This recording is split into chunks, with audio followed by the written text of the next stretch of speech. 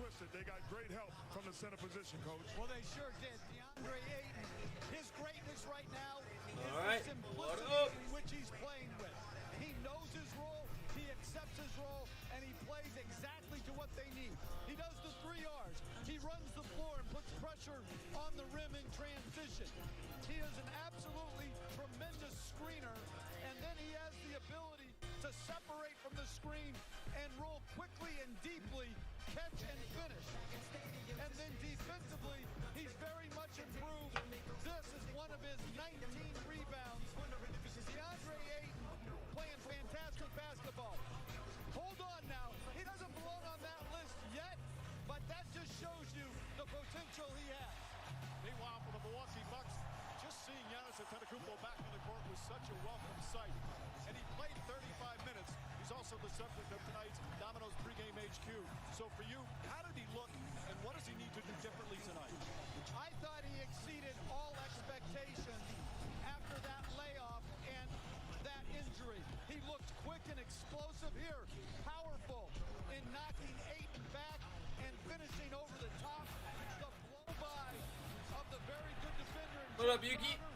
The wraparound pass to Conley. Perfect. We'll look at those at halftime. Great. Chase down block. Thank you, Yuki. Now look, the numbers are terrific, but all the Bucks need to improve from game 1. But he needs help, Mark. He needs help, and that help comes in the form of that dynamic backcourt that they have in Chris Middleton and Drew Holiday. When this team is at their best, it's 3 guys clicking on all cylinders, especially on the offensive end. Middleton with 29, Holiday with 10. Middleton's 29 wasn't timely. They got to find a way to not be passive, not be tentative, be aggressive, taking the pressure off of Giannis, Mike. The Bucks have lost game 1 in each of the last 3 series. The previous 2, they've bounced back to keep their championship dreams alive. These 2 teams waited a long time to be back on this stage. Alrighty, let's go ahead and get into this game right now. ESPN has the Suns looking to go up 2-0.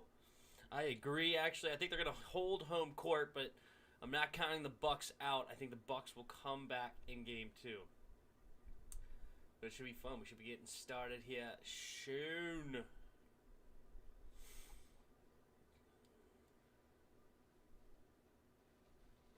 Absolutely, Yuki. Absolutely. Absolutely.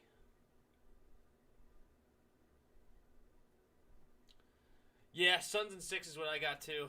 But, you know, the Hawks, though, they had taken the lead in the series, and then, you know, here come the Bucks. You never count the Bucks out. It's one of those things, right? Like, every time the Bucks have been counted out this year, it seems like they show up. So, and show up big.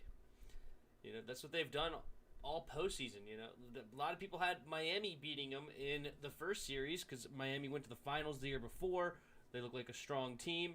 And then they sweep them. Then, of course, the Nets come into town. The Nets are guaranteed to go to the finals, so the Bucks have no chance. Well, there you go. You go to Game 7, and you beat KD, and the Nets, a couple of injuries help you out. Then you got the Hawks. And the Hawks, when Giannis went down, they thought, uh-oh, it's over. They have no chance whatsoever. And then they win 2 games in a row without Giannis. And now they're in the NBA Finals. So don't count the Bucks out completely, but I definitely am picking the Suns. But you never know. You never know. That's why you got to play the games. There's no guarantees, right? Let's have some fun here.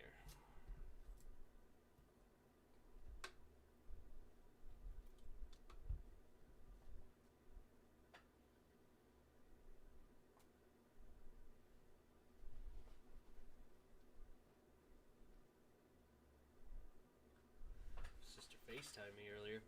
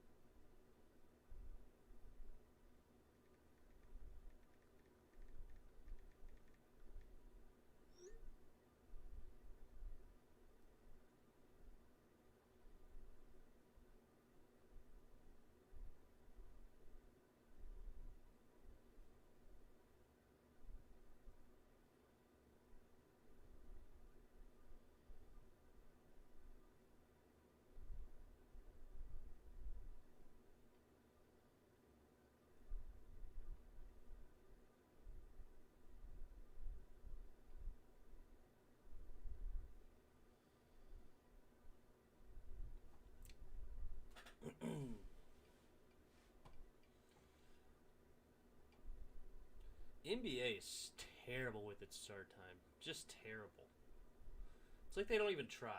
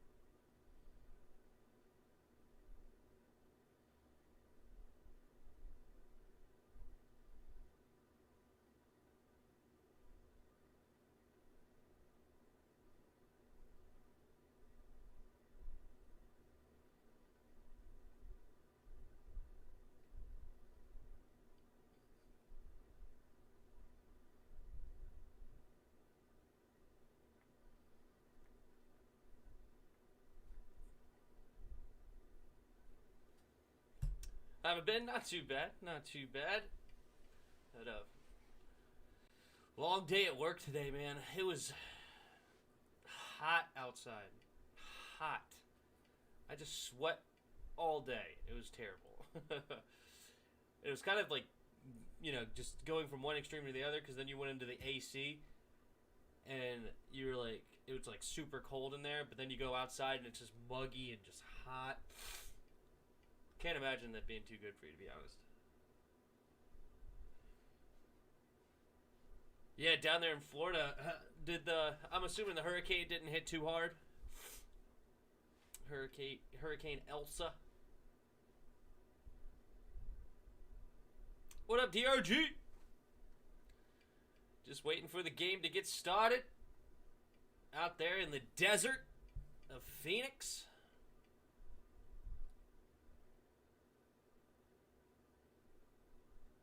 Wait, there's still people being let in? Really? Is that a thing? I don't know. We'll see. Oh, it didn't even hit you where you're at. Interesting. Yuki and Craig. I see you guys arguing in the Discord.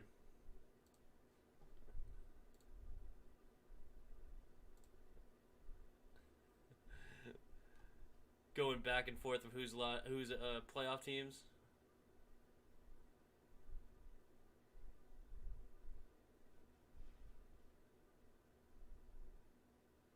Where's Chris where I need him?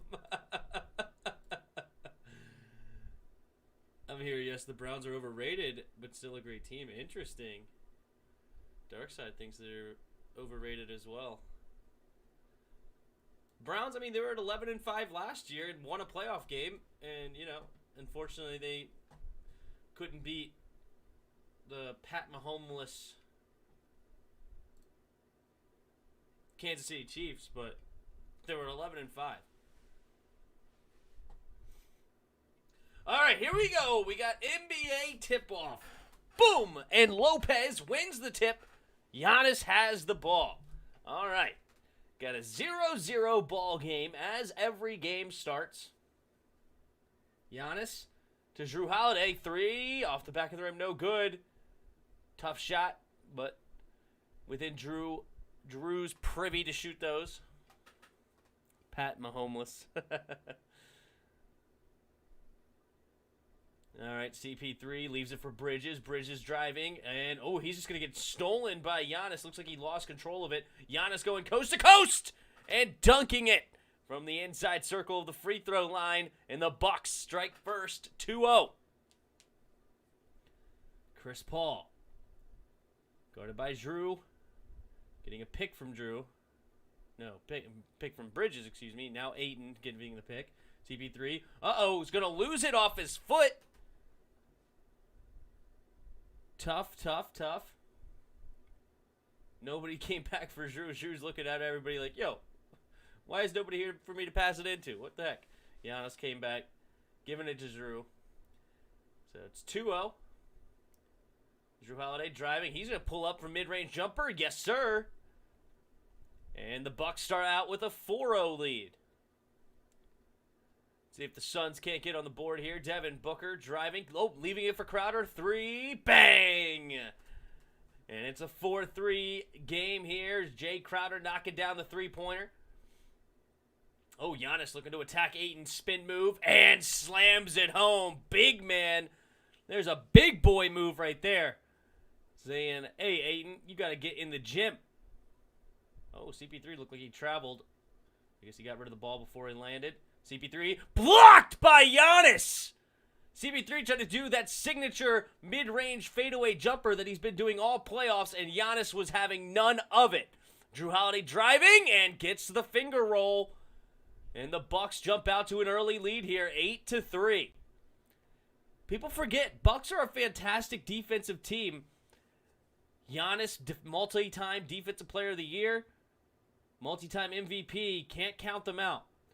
Devin Booker stopping and popping, trying to work around Giannis. Can't get it to go off the back of the rim. Jrue Holiday driving again. Jrue Holiday feeling it right now. He wants to shoot every time down court, basically. He doesn't make that one, though. Misses the layup, tough layup. And Bridges in the corner. And Phoenix Suns knock down another 3. Thing about threes, they are worth more than 2. So they only have 2 shots made, but they're only down 2 now. Giannis, guarded by Ayton. He's going to stop and pop for mid-range jumper. That was terrible. And it somehow hit the rim, but that's not your shot, Giannis. You got to attack the rim. Okay, Giannis guarding CP3 now. See what they do. CP3 getting in the middle after a pick from Ayton. Leaves it for Bridges in the corner. Bridges another 3. Nope, off the back of the rim. Long rebound. Ends up in CP3's hands, though. 4 Bucks around the rim, and it somehow ends up in the Phoenix hands, and then Devin Booker misses a 3. All right, Middleton. I think this is his first touch of the game. Comes with 8:40 to go. Let's see what happens with what he does with it, and he's going to do a runner, and he makes it. And they reach double digits, 10-6 now, 8:30 to go in the first quarter. DeAndre Ayton, guarded by Lopez. He's going to leave it for Booker. Booker, step back 3, off the back of the rim. Booker, 0 for 2 to start this game. Middleton, getting a pick from P.J. Tucker. Middleton, he's just going to hit the baseline. Rattles out. Little in and out. Tough shot there. CP3 driving. He's a little hesitant to shoot that shot now in the middle after that huge block by Giannis. Jay Crowder slip screen. He's going to go inside. Now he's kicking out the Bridges in the corner. And another three-pointer for the Phoenix Suns. That's all they've made so far is 3 threes, giving them 9. That's how math works. And it's 10-9. Oh, good pickpocket there by Bridges, but it's going to go out of bounds. So it's going to stay the Bucks ball. Drew Holiday thought he got around it, but no, sir. Good slip screen there by Jay Crowder, kicking it out. And Bridges now has 2 3-pointers next to his name. Oh, Drew Holiday fakes the pass, gets inside, up and under, and gets the layup. No foul called there. A lot of contact, but it is what it is. CP3 coming this way, attacking the rim. Oh, he's just going to get a turnaround baseline jumper, in and out, no good. Tough shot, but easily could have been made. And Giannis! After the Chris Middleton misses the runner, Giannis there for the one-handed putback, and the Suns will use their first timeout. Let's go to the play-by-play. No, they don't use a timeout. Excuse me. They're just slowing it down. Okay, I thought they were going to use a timeout with how everybody was kind of walking around. All right. Booker shoots, stops, and pops from mid-range off the back of the rim. Booker 0 for 3 from the field right now. Middleton gives it to Drew. And it'll be Budenholzer using the Bucks' first timeout. And they have a 5-point lead here. A little over halfway to go in the first quarter. And yeah, we got a good start to this game here for the Bucks. They've made all of their points inside the arc. 12 of them coming inside the paint. Meanwhile, the Suns made everything on the outside of the arc, so big contrast there. And they've got 3 3-pointers. Drew Holiday has 6 points. Giannis has 6 points. Middleton has 2. So the big 3 all contributing to the points. Meanwhile, the big 3 for the Suns all have 0 points almost halfway through the first quarter. Paul is 0 for 2. Booker's 0 for 4. Crowder hit a 3, and Bridges hit 2 threes. So there you go. What are you guys talking about over here? I wasn't being biased. I'm just saying that Stafford isn't it for the Rams. Well, Stafford's good. You'll notice eventually. Biggest bust potential, Trey Lance. Yeah, I guess so. Technically. No, I don't know. I think Mac Jones might be. No, it's either Fields or Mac Jones. I would say Mac Jones, then Trey Lance, honestly.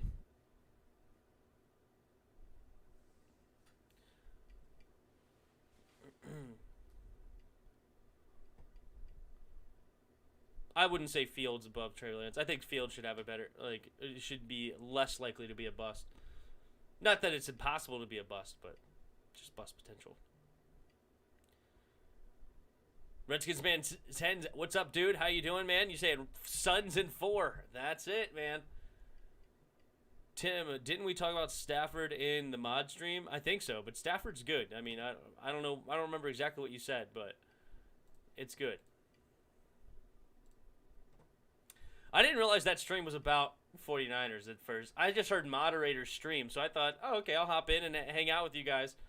And then all of a sudden it's like all about 49ers. I'm like, oh, well, I haven't studied the 49ers in depth. He's like, who's the third string wide receiver going to be? It's like Debo, Brandon Ayuk. Who the heck's the third? And then I look at your roster. I'm like, who's the third? Nobody's good. I'm going to throw back and play Madden 16. I would love to throw back and play Madden 10. I think that's the one with Troy Polamalu and Larry Fitzgerald on the cover. That was my Madden. None of y'all would have beat me in that Madden. I was a beast. I didn't use the skins though. I used the Chargers. Back when Darren Sproles was on the Chargers, he was a monster on that team. Antonio Cromartie was one of the corners. Of course, they had LT. I believe they had even Vincent Jackson back then, who was a great wide receiver. Vincent Jackson. They had a backup running back that I actually like to use more than LaDainian Tomlinson because he had more speed, and speed killed in Madden 10. Madden 10 was your first Madden. Okay, fair enough. I don't think it was my first Madden, but it was the first Madden that I got into. Let's put it that way. King of the court.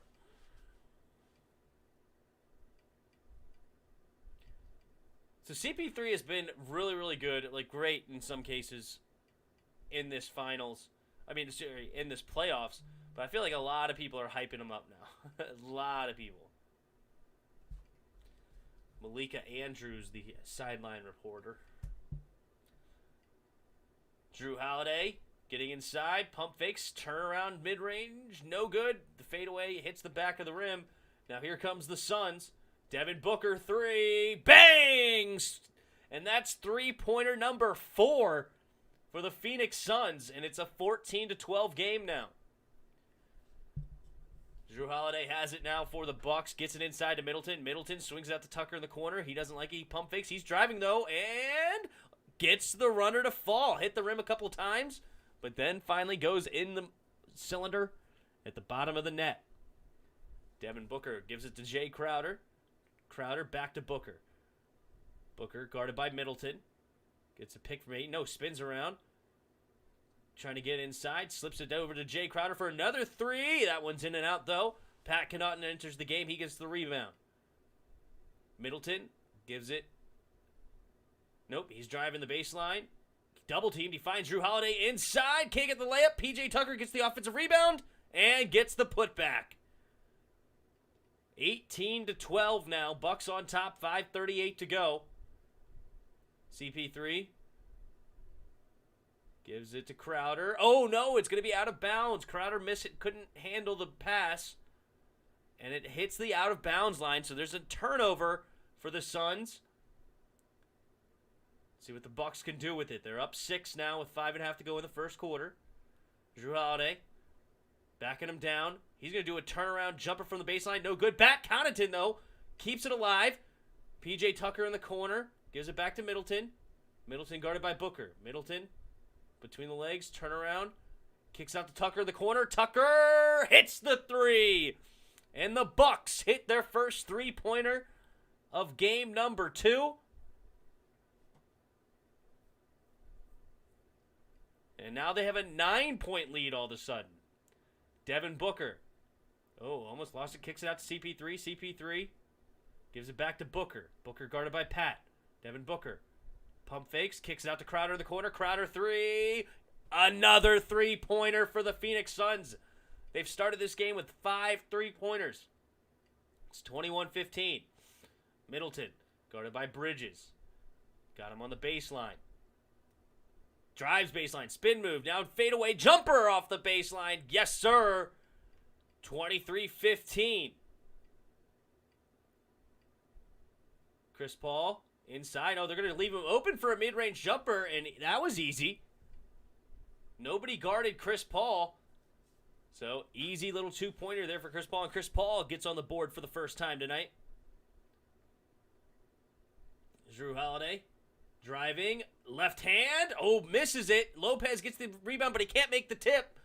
And now it's the Suns' ball. Under 4 to go in the first quarter. Devin Booker stops and pops, and he misses another one. Devin Booker 1 for 6 from the field right now. Suns are not shooting well at all. I guess except for three-pointer, they are 50% from 3, but that's like all they're making. Brook Lopez can't get the little one-hander in the middle.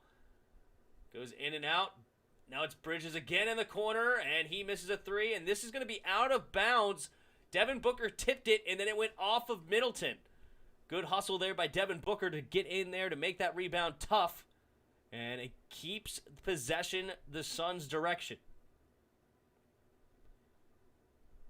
23-17, Bucks on top. Suns have the ball. 3:21 to go in the first quarter. Mikal Bridges gets it in to Ayton. Devin Booker hit the floor. No calls.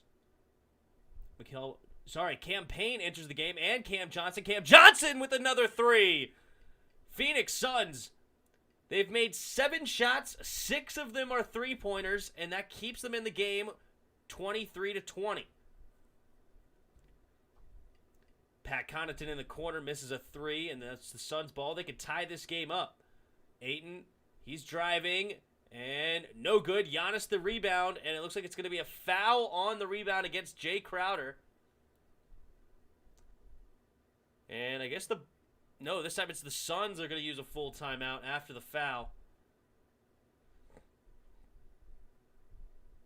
Nice shot there by Cam Johnson. Cam Payne, the rebound. The assist. And we got a commercial break. A good game so far, 23-20. And three-pointers are keeping the Suns in this game. They're 6 for 11 from 3 and only 1 for 7 from the rest of the field. Bucks right now, complete opposite. They're only 1 for 3 from the three-point line, and they got 10 shots in the paint so far, and they have the lead 23-20. But I got every Madden from 2007 to 2021 plus Madden 95 and 93. Jeez. There you go. I feel like Madden 16 relies less on animations than Madden 21. Okay, interesting. Like, I'm not getting sucked into animation as much. Yeah, because that's just a time killer. Bucks are showing up. That's true. I was watching some throwback college football videos, and I never knew Tom Brady won the Orange Bowl in 2000, and it was against a ranked opponent, the Crimson Tide. Yes, that was a very interesting season. I watched a documentary on that where Drew Hansen was vying for the starting position, and they actually went quarterback by committee to start the year, and by the end of the year, Tom Brady had won the competition, and he ended up winning the bowl game. But yeah, it was a very interesting up and down there for them. Hi, Blueberries.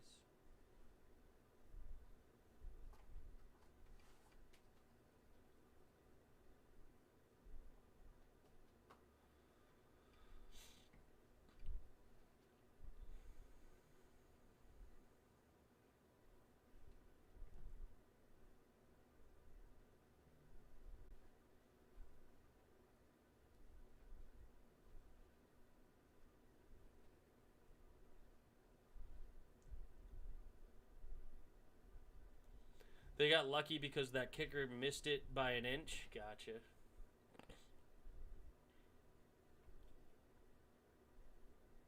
Would the kicker have won the game or tied the game?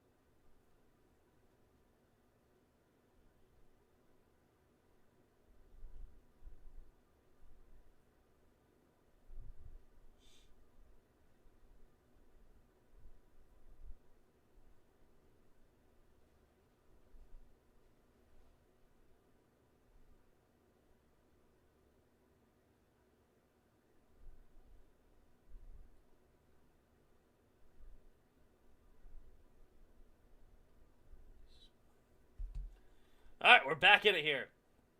Giannis gives it to Pat. Pat to Middleton. Middleton back to Giannis on the baseline, guarded by Ayton. Crowder's there to help him if he needs it. He goes to the middle. Crowder comes to help, gives it out to Middleton. Middleton, a little leaner, can't make it. In and out, man. That thing went deep into the basket and somehow found its way out of the rim. Jeez Louise. So that'll end up being Suns ball now, down by 3. 2 minutes to go in the first quarter. Payne gives it to Ayton. Ayton giving it to Booker. Booker. Oh, nice no-look pass to Ayton inside. And Ayton, but he can't make the layup. Oh, no.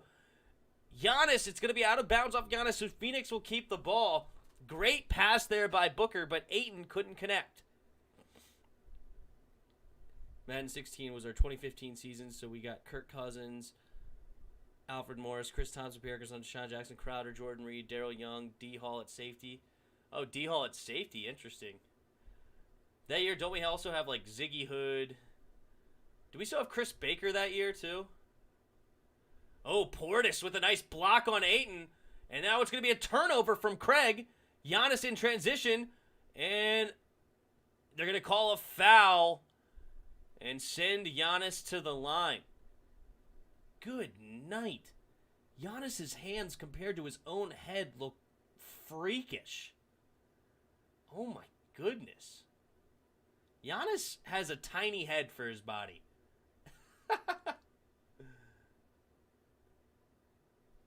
That is hilarious. Baker's there. Yeah, Chris Baker. Pork chop. Who else was on that team? Will Blackman was on that team.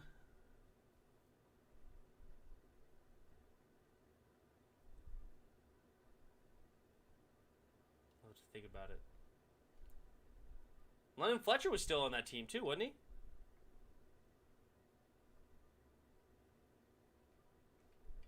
Of course, Kerrigan is now gone. Sad. Preston Smith was on that team.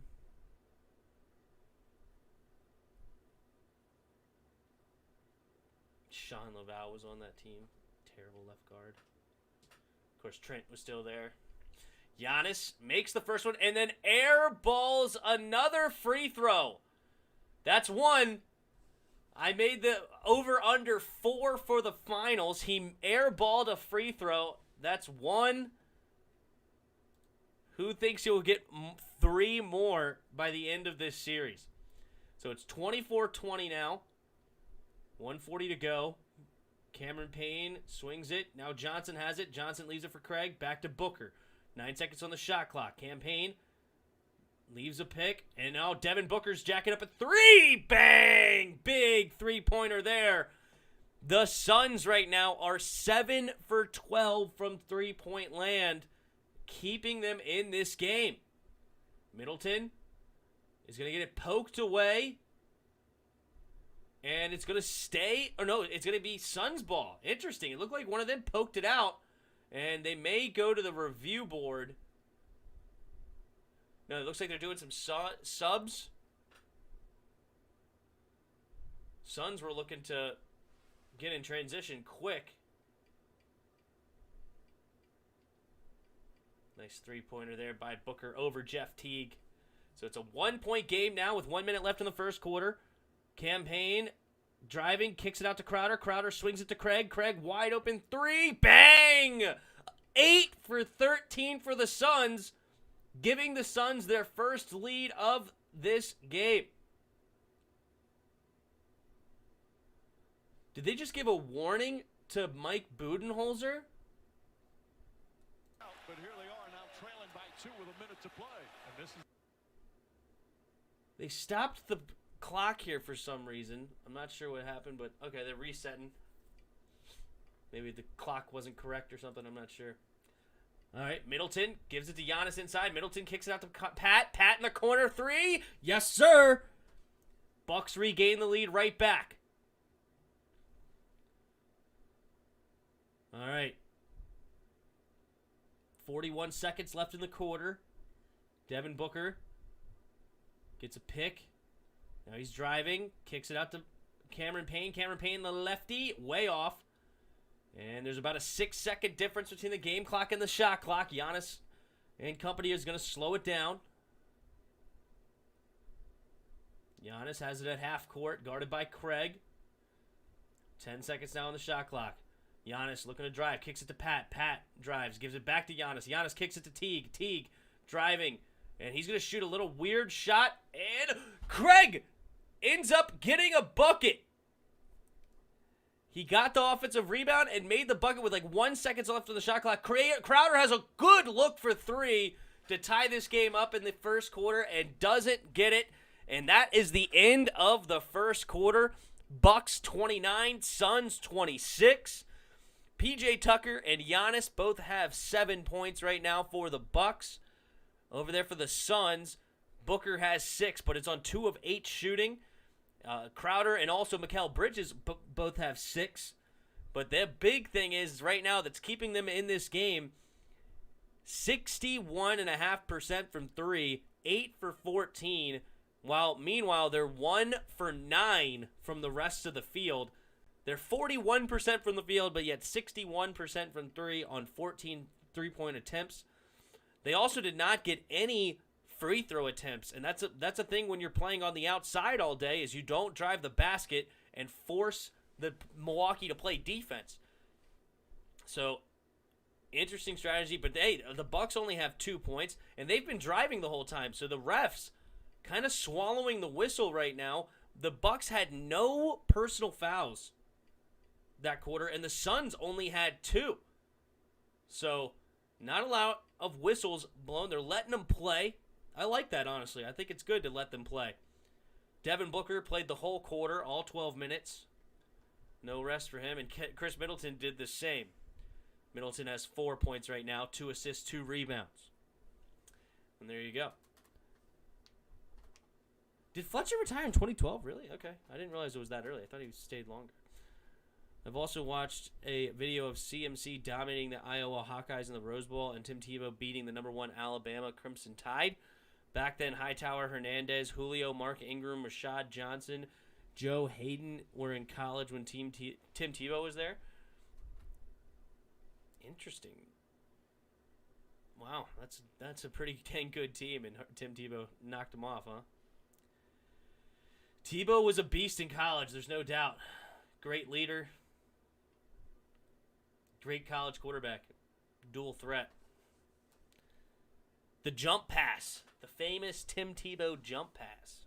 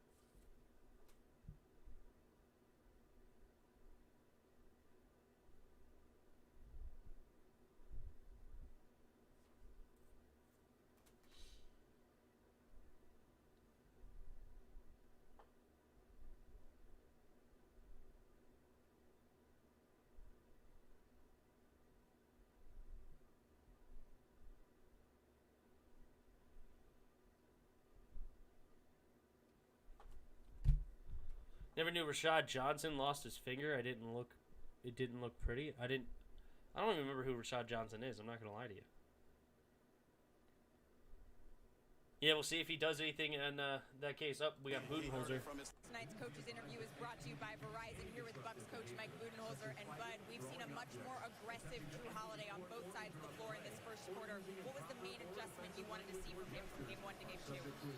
I think just telling him, he heard it from his teammates. He heard it from everybody. And, but he's just got to play the game. He's got to keep being aggressive. He's got to set other people up. He's got to get himself there. But I think defensively is where it sets the tone for us. Is that his aggressiveness there was good. And speaking of defense, that's something this team prides itself in. The Suns had 8 3-pointers in this first quarter. What do you need to do to slow them down? Yeah, that's, we're being active. Hopefully they'll miss some, but we got to get to the contest, make it hard on them. Thanks so much, Bud. All right, thank you. Mike, back to you. All right, Malik. All right. With a beautiful drive to the basket, Forbes misses a Nope. All right. So, during that coach's interview, Cameron Payne made the made the layup. So, Suns back within 1. Then the Bucks missed. Now it's back in Suns' possession. Craig in the corner, in and out, no good. Rebound, Bobby Portis Jr. now gives it to Giannis. Giannis looking to attack. Swings it back out to Bobby, and Bobby's going to jack up a 3 off the back of the rim. No good. Cameron Johnson, the rebound. I don't like that Budenholzer's like, well, we got to hope they miss. I guess it's kind of true with the 3-pointers, but you got to play defense. He did say that too, but I don't like that idea of, hopefully they miss some. It's kind of an odd thing to say from a coach. It's like, no, it's your job to design a way to make sure they miss, but who knows? What up, Hassan? What up, Washington Football Addicts? How you doing? I enjoyed your talk there with On the Warpath. And thanks for stopping by, hitting that like button. Appreciate it. All right. Here we go. Johnson 3 off the back of the rim, no good. Tucker the rebound. And, they're going to call a foul on Craig on the push.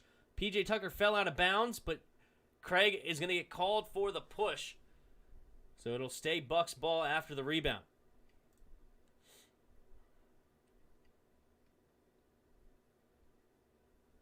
All right, Bucks have the ball up by 1. Gives it to Pat.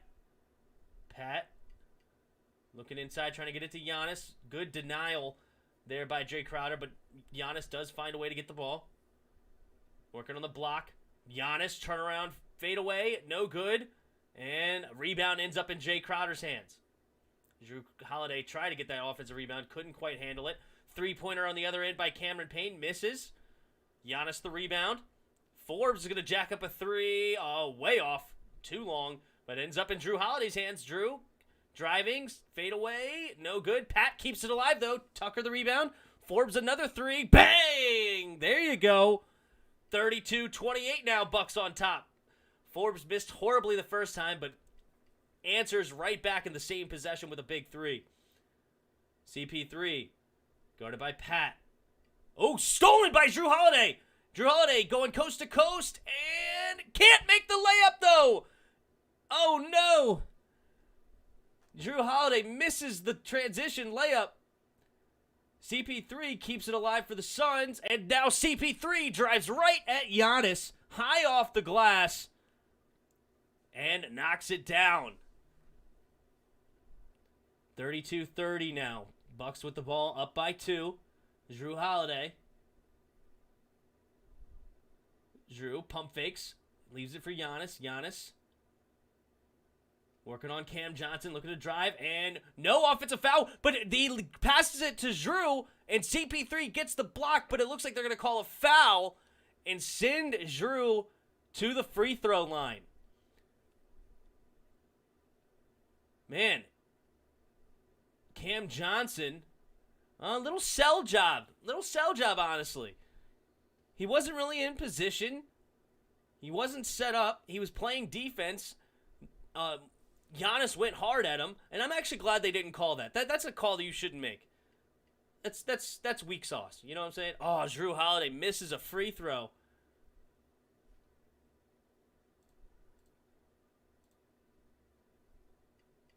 I'm not sure who they called. I don't think that was a foul by CP3. I thought that was a clean block. So Drew Holiday will have a second free throw here. Trying to put the Bucks up by 3.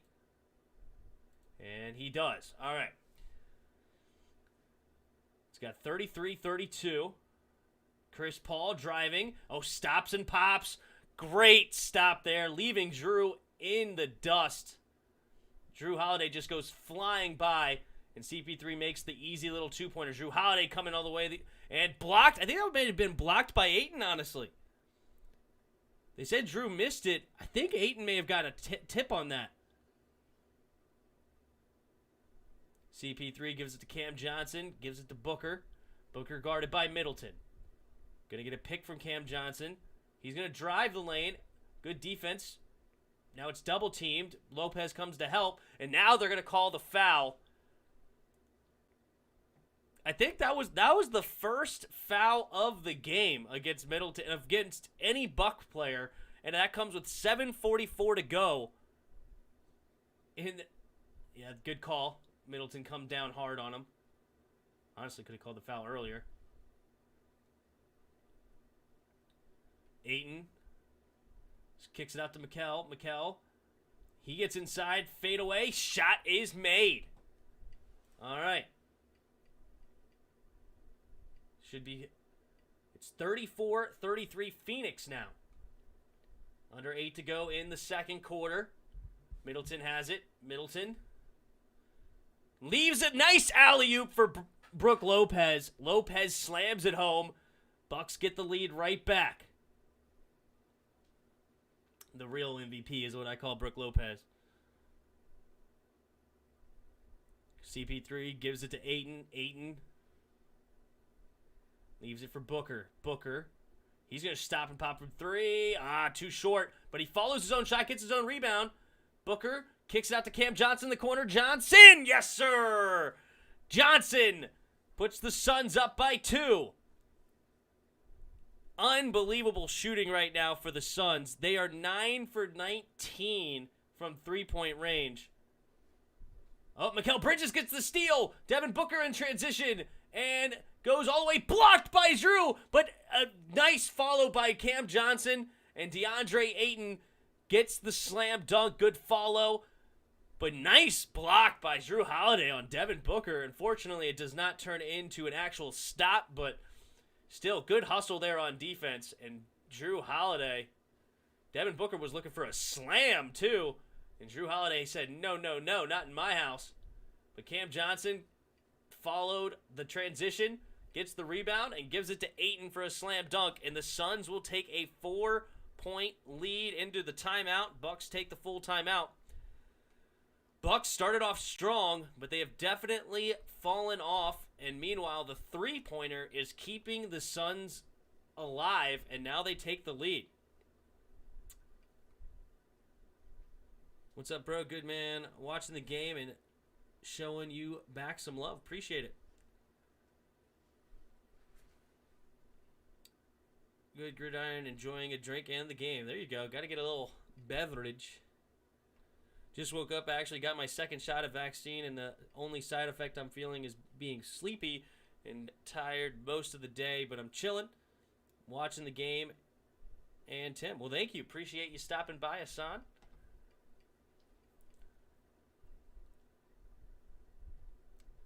Gotta love the play-by-play. Expert in the house.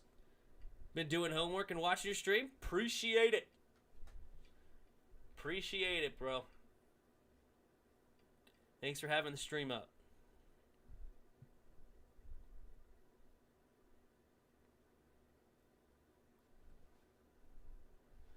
All right, well, we got a game here, guys. You know, it's 39-35.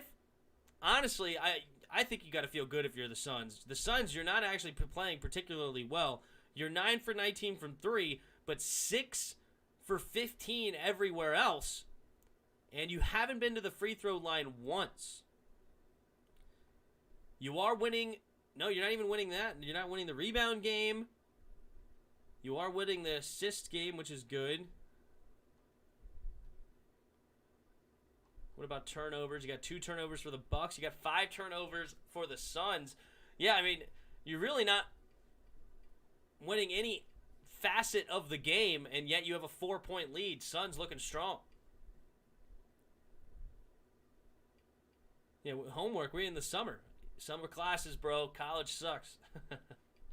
Watching throwback football games makes me young because I have never watched those games before. True. I just watched a cool little video where apparently, oh god, sorry, looking at something else, but apparently Joe Theismann had a play back in 1984 where he fooled the entire stadium, including his own team. So they were going to do a goal line gut up the middle run, and he decided not to hand the ball off and just run it in himself. Yeah, that vaccine is going to get you, Hassan. Yeah, the vaccine definitely, there's side effects. My wife, when she got the vaccine, she got side effects. And then she ended up giving the side effects to me, apparently, because I felt sick after she got the vaccine. I didn't have COVID, but apparently you could pass on some of the side effects after the vaccine. I don't know. That's what the nurse told me when I went and got tested. But who knows?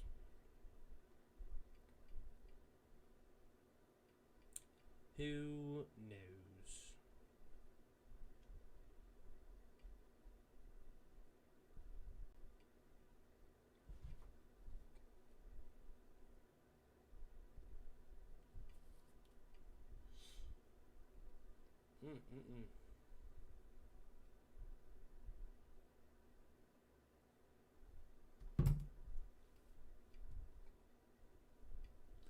All right, we back in it, boys. Giannis on the block, looking for PJ Tucker. Tucker can't handle the pass, but he saves it from going out of bounds. Now they reset. 8 seconds on the shot clock. Middleton, he's going to pull up a 3. No good. And DeAndre Ayton, another rebound. Ayton right now, only 2 points, 4 rebounds in this game. Oh, Devin Booker got hit in the face. And we know that he broke his nose early on in the playoffs. It looks like he got hit in the nose. He took the face shield off, not liking it.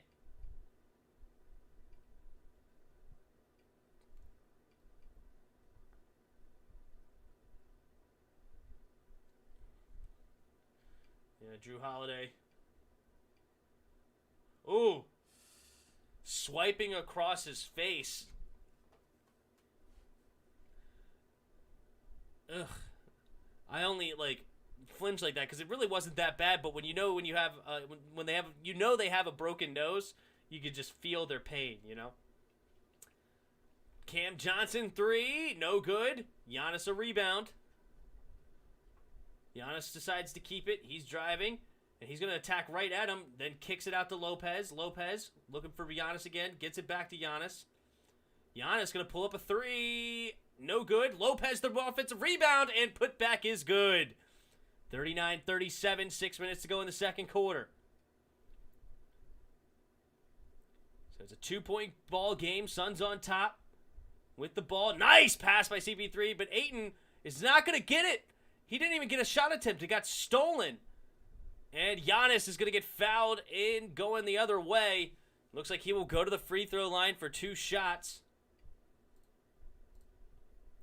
But that's not necessarily where he's at his best. Lopez, nice offensive rebound. Devin Booker just way too small to box out Giannis back then.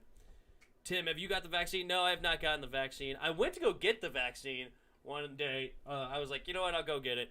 And then they closed, so I didn't get it.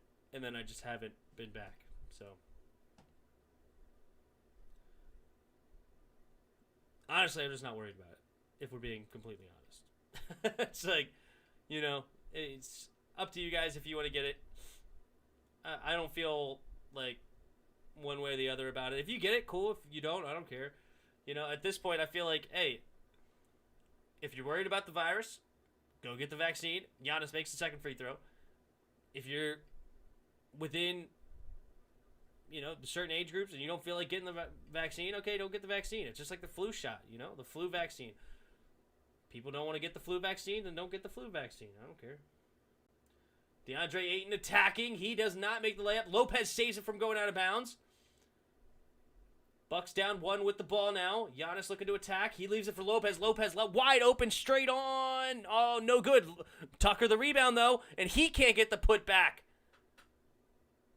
Oh, we're going to have a jump ball between P.J. Tucker and Cam Johnson. Oh, no, the other ref came in and said it's going to be a foul against P.J. Tucker. They're both going for the rebound. I don't really like the foul call. I think it was a good call to say jump ball. And the ref that had a better look at it was the one that called jump ball, and then the ref that had a worse look at it came over and called foul, but yet for some reason the baseline judge didn't keep the call, saying, no, I had a good look at it. I saw it. What in the world? But anyway, what are you going to do? Uh-oh. Foul? I think that was his own man. CP3 and Devin Booker kind of got tangled up, and Booker fell. That's what the Bucks are saying. Let's look at the replay.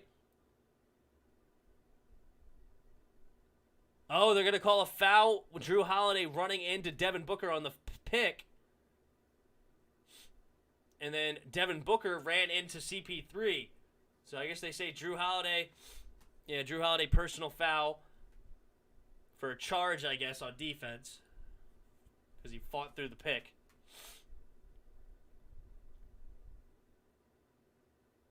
Mikal Bridges, baseline jumper. Yes, sir. Suns up by 3 now with 5 to go in this first half. Middleton kicks it over to Pat. Pat three-pointer. Hits it. Tie ball game. 41 apiece.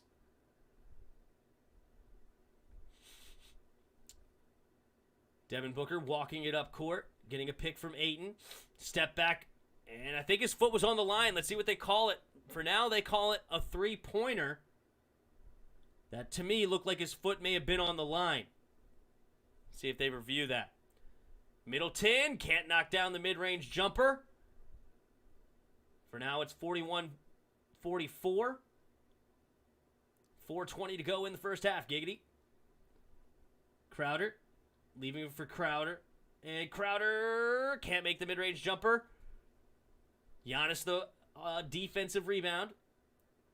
Giannis attacking and going right at him. Misses the layup, gets his own rebound. Gets the ball back. 10 seconds on the shot clock. Giannis going to jack up a three. And no good. PJ Tucker keeps it alive. And Devin Booker finally gets the defensive rebound. Devin Booker kicks it out to Mikal. Leaves it for Ayton on the baseline. Ayton gives it to Crowder and three-pointer. Yes! Suns now up 47-41. They have not adjusted that three-pointer right now for Devin Booker. They said it continues to say it's a three for now. Mikal Bridges gets the defensive rebound. CP3 has it, getting a pick from Ayton. CP3 driving. CP3 fadeaway. Yes, sir! Mid-range fadeaways are CP3's bread and butter. And it's an 8-0 run in the last 2 minutes for the Phoenix Suns. And the Bucks will use another timeout. They'll have 4 remaining for the second half. It's 3:04 to go in this first half. Now Suns up 8. Bucks will have the ball. Hopefully my school is in person because I want to see how my campus looks like. And also it's going to be my second year, and I'm going to act like a freshman because it's been virtual for me so far. Wow. Yeah, I mean, you had a crazy experience. Yeah, wow. It's a very interesting time in your life already just by itself. And then you didn't have prom. Right? You didn't have graduation for high school. So then you go to college starting freshman year, and it's all virtual. You don't actually go. Where are you going to school, expert?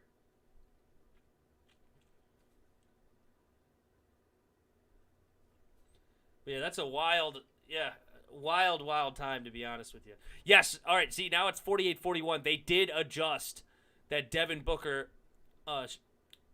step-back jumper. His foot was on the line. I was correct. That's 1 in a row. Fresno State. Oh, that's cool. Everyone had a crazy experience last year. COVID had everyone scared. No, 100%. I mean, it was definitely a crazy time to be alive. But, it's just that time in your life is kind of like you're kind of getting your life started. You just turned 18. You're graduating high school. You've been going to school basically your whole life. And now you're ready to go to college and try to, see what you want to do with your life and start your career and stuff like that. And then all of a sudden, you don't go to freshman orientation, which was pretty important for me, honestly. I loved freshman orientation when I went to college. You met a lot of people there that I was friends with my whole college career. I ended up seeing they had a Habitat for Humanity trip that I saw there, and they kind of demonstrated to everybody, and I immediately said I wanted to go. I signed up by myself. I didn't know anybody else that was going on the trip, and so I met that group of friends on that trip, but I wanted to go after seeing that. But yeah, I mean, it was just freshman orientation, it was a pretty cool experience, and, you didn't get to experience it, which kind of sucks. Then, you get your college career, you're trying to get into swing of things, and now you're just doing everything virtual. You don't get to see your high school friends for the last 3 months of your high school career, which is kind of interesting, Like that time of year, that time in your life, it was just a especially weird situation, I guess, Not going to say necessarily the most weird or like the most interesting, but it was definitely a significant one. It's up there on the list as far as what points in your life. Because for me, the pandemic was nothing. Being very blunt. I mean, the pandemic didn't hardly change my life at all. I'm lucky. I'm definitely lucky. But I work in construction. Construction was essential the whole time. So I kept going to work. Honestly, I never worked more. I wasn't scared of the virus. Like, I was like maybe a little bit like I didn't want to get my grandparents sick, but then my grandfather got it a month in, and my mom got it a month in, and they were fine. They fought it off in a day and a half. It was really nothing for them. So I was like, okay. So I'm not scared if my grandfather who has cancer, who's 75 plus, if he doesn't die, I'm not scared of it. So it really didn't change my life. But for a lot of people, it changed their life significantly. And I acknowledge that. I'm not downplaying that at all. All right, here we go. Missed shot there for the Bucks. Mikal Bridges in the corner, pump fakes. Pat goes flying by, but Mikal can't make it. And Middleton pokes it away from Ayton, giving Drew Holiday the rebound. Giannis taking it all the way. Nice layup there in transition. 48-43 now. Suns on top with the ball. 2.5 to go in this first half. Booker guarded by P.J. Tucker. Gets a pick from Ayton, leaving it for Ayton, and Ayton attacks and blocked by Drew Holiday, and that'll be a... Oh my God! Drew Holiday stuffing DeAndre Ayton. Stayed straight up, good defense. Ayton, and then we're going to have a jump ball between DeAndre Ayton and Drew Holiday. This should be good. Feel like COVID has decreased and we're making progress so far because everything is reopened. Yeah, I mean, essentially, some people may find this but the pandemic's over. I mean, as soon as the vaccine was widely available, the pandemic's over. Now it's just the flu. It's literally the flu. People didn't like to say that in the beginning, but now it is. It just is. CP3 kicks it over to Mikal Bridges and knocks it down. Bridges with another three-pointer, giving the Suns back to an 8-point lead. Giannis kicks it over to Drew. Drew gets a pick from Giannis now, giving it back to Giannis. Giannis attacking on the baseline. Turnaround fadeaway. Yes, sir.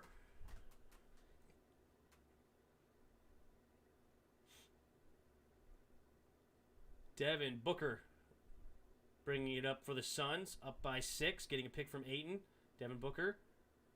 Little hesitation dribble. Through the legs. Step back. Jumper from the free throw line. Over Giannis. Yes, sir. Middleton kicks it over to Drew. Drew.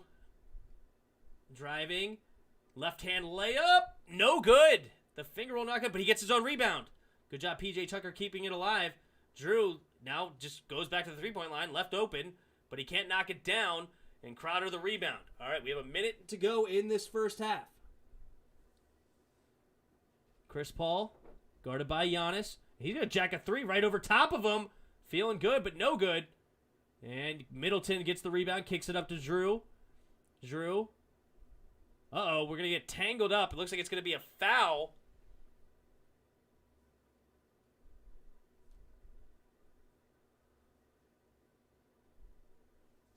49.4 seconds left. Giannis is on the ground. Looks like he just needed a breather. A little slow to get up. Maybe his knee hurting him a little bit. He's probably just scared of more than anything.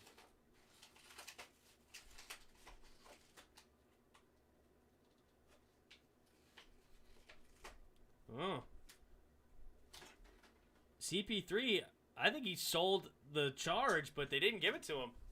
I'm glad they didn't, honestly. I don't think it should have been I don't know. It's kind of weird.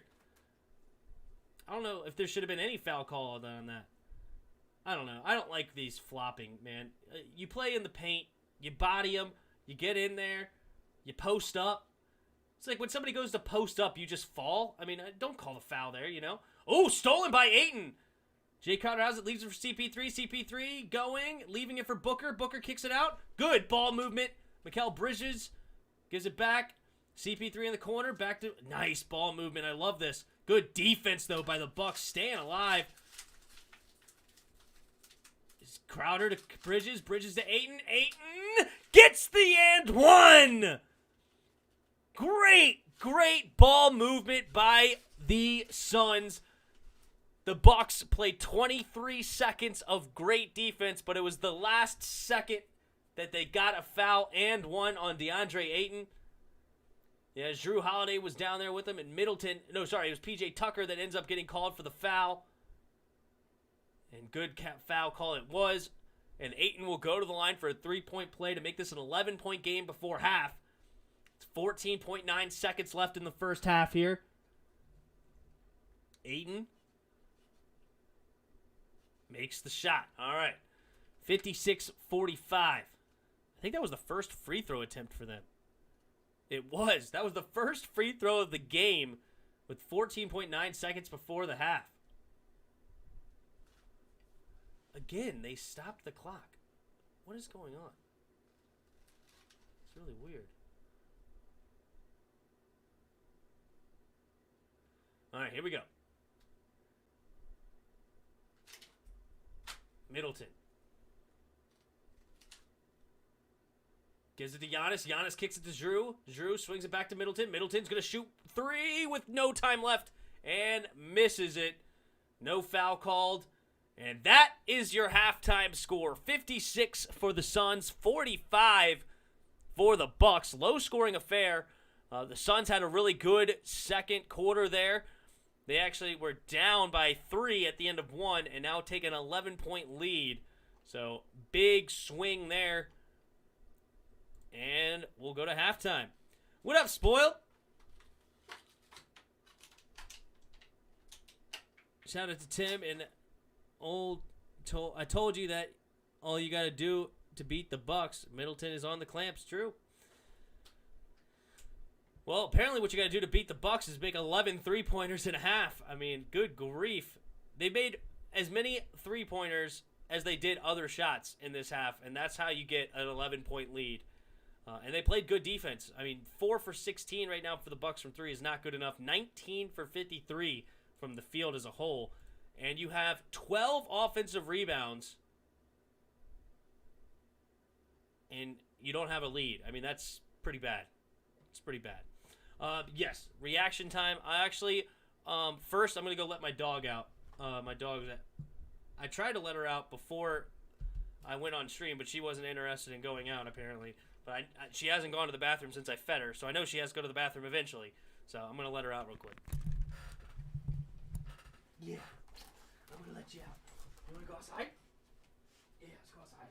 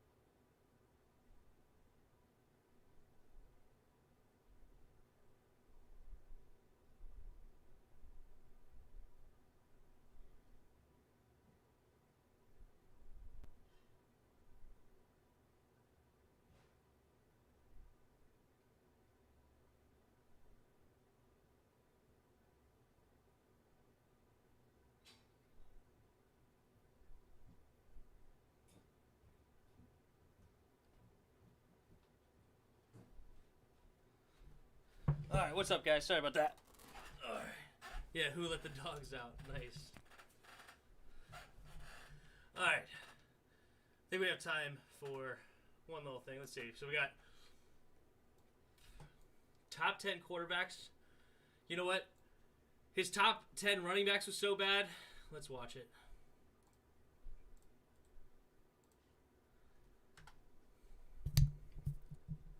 Okay, so top 10 quarterbacks time. This is my list for top 10 quarterbacks, and it should be mentioned, I already kind of did this a little bit on my podcast, how when I did a draft of the top 32 starting quarterbacks in the NFL, so you can check that out. But I think making my own video where I really just talk about my list in particular instead of doing the draft style, I think it could be fun. So again, off season, only so much to talk about. Some of my honorable mentions to go on the list, like number 11, I had Matt Ryan. There's Kirk Cousins, Justin Herbert, Joe Burrow, Kyler Murray, Baker Mayfield. Those are some guys who I think some people would have in their top 10 list. I do not have that just yet, but I wouldn't be shocked if they play like a top 10 quarterback next year. And with that being said, let's get into who I have as the top 10 quarterbacks. Number 10, I'm going with Derek Carr, and a lot of Raiders fans in particular feel like 10 is too low for him. He should be higher, and you could make that argument. I mean, he's been legitimately great, and he's just improved year after year after year. So he's someone who, I mean, 3 years ago, I was a lot of reasons why there's a good amount of Raiders fans on this channel, or Raiders fans that watch the channel, is because back in the day, I was constantly defending Derek Carr and saying you guys are crazy for thinking the Raiders should move off of him. Granted, there's still some people that think that way, but I don't see. I think Derek Carr's good, but he ain't top 10.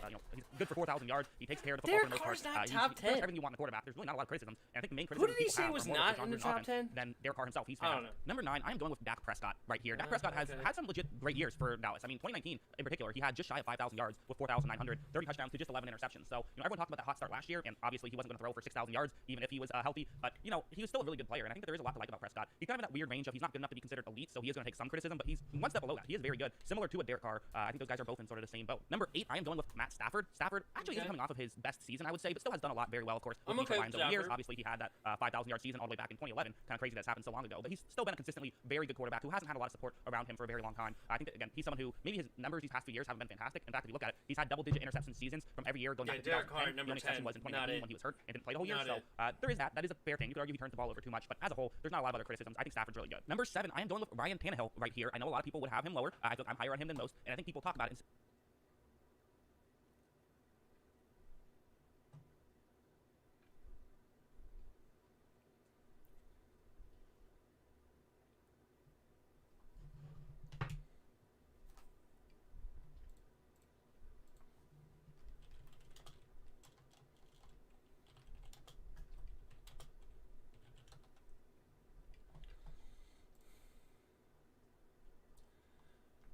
I'm just looking for one list. One list. Show me one list that has Ryan Tannehill in their top 10. Is this top 10 for real?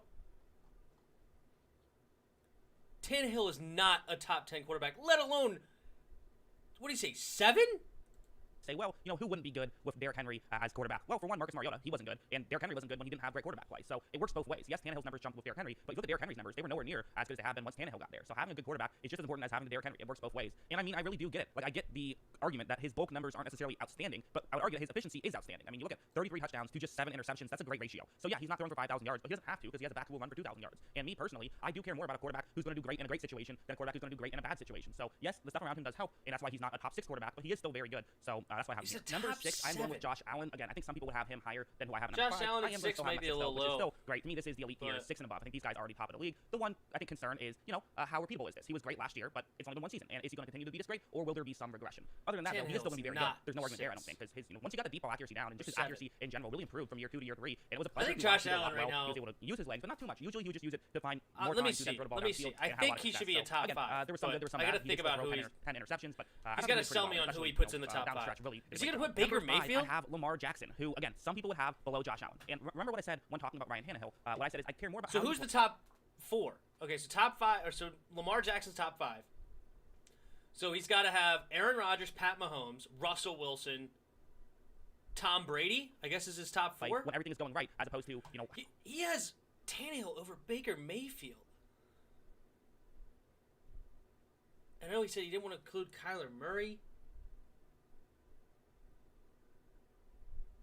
Where's Deshaun Watson?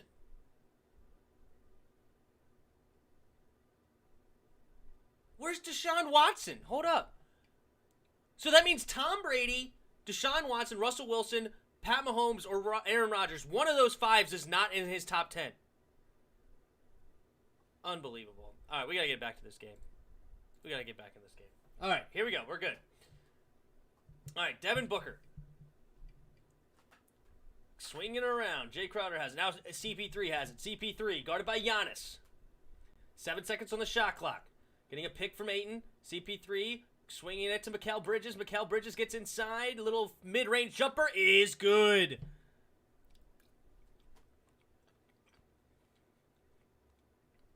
Bucks playing great defense for 23 seconds and then falling apart right there at the last second. Drew Holiday hits a much-needed three there for the Bucks, 58-48. CP3 slowing it down, leaves it for Booker. Booker getting a pick from Ayton. Booker, he's going to shoot a mid-range jumper over P.J. Tucker, and it's so smooth it finds the end of the basket. Drew Holiday off the glass, way off. Good grief. Hit the side of the backboard. And rebound now for the Suns, up by 12. CP3 kicks out to Booker. Stop. Oh! Booker hits one from way downtown to give the Suns a 15-point lead. Giannis mid-range jumper is good to answer. But Devin Booker might be heating up. He's made the last two shots. Let's see what happens here. Devin Booker has it now, walking it up court. Guarded by P.J. Tucker. Devin Booker getting a pick. Now he's going around. Alley-oop to Ayton. Oh, too high. Ayton saves it, though, from going out of bounds. Crowder has it. Gives it to Mikal Bridges. Mikal Bridges! Up and under dunk on top of Lopez. Good night. Giannis attacking the basket, and he's going to get the foul drawn. Goes to the floor, and he's going to go to the free throw line, down 15. But Mikal Bridges, I shouldn't say he went over Lopez, he went under Lopez, but somehow found the dunk. Great play there by Bridges. Hey, Tim, want me to tell you? Yeah, what's his top four? What's his top four there, Yuki?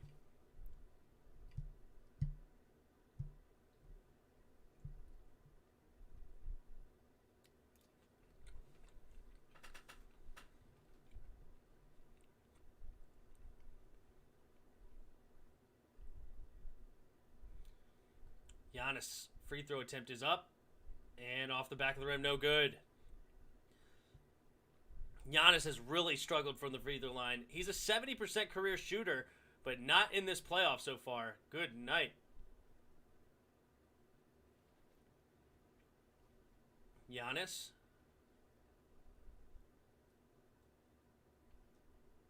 Second free throw attempt is up. And finds its way. Definitely was not a swish. So, hit the rim a couple times. All right, Devin Booker has it for the Suns. Guarded by Tucker. Devin Booker brings it back out. Now guarded by Giannis. Booker, little in and out dribble. Now he's going to shoot a fadeaway. Oh, air ball. And it's going to be out of bounds. Bucks ball. 65-51. 9:40 to go in the third quarter. Bucks need points here. Giannis going right at Ayton. Nice Euro step. And another foul drawn, but not an and one. Giannis getting to the free throw line, but he can't make the and one, and then he's struggling from the line. Russell Wilson, Tom Brady, Patrick Mahomes, Aaron Rodgers. So Deshaun Watson's not in your top 10.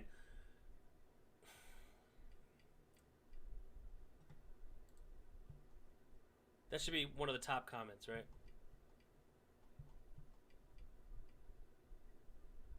But it doesn't make him automatically guilty, and he shouldn't be excluded. He should be an honorable mention at least, but in my opinion, he's for sure top 8 QB. He's a top 5 QB.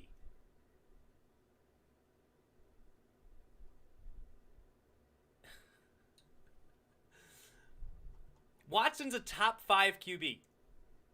In for Lamar Jackson. Watson's legit. And Aaron Rodgers is not number 1. Patrick Mahomes is number 1. Oh, my God. This guy, man. I think he does it on purpose. He's such a dweeb. He doesn't even watch football.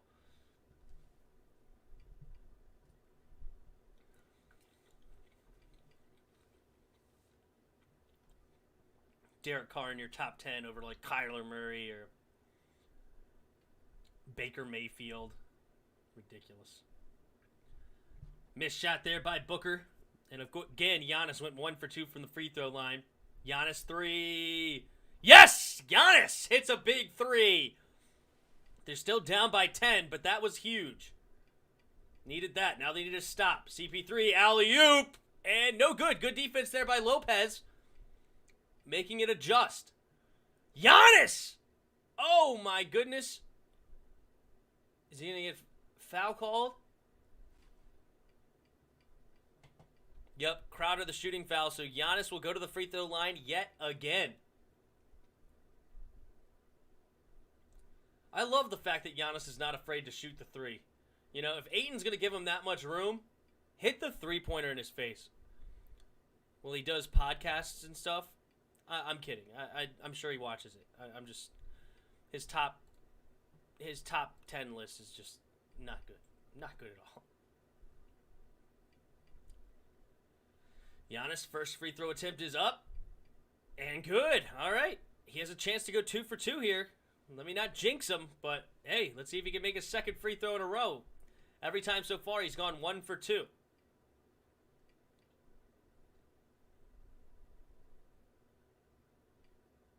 Second free throw is up.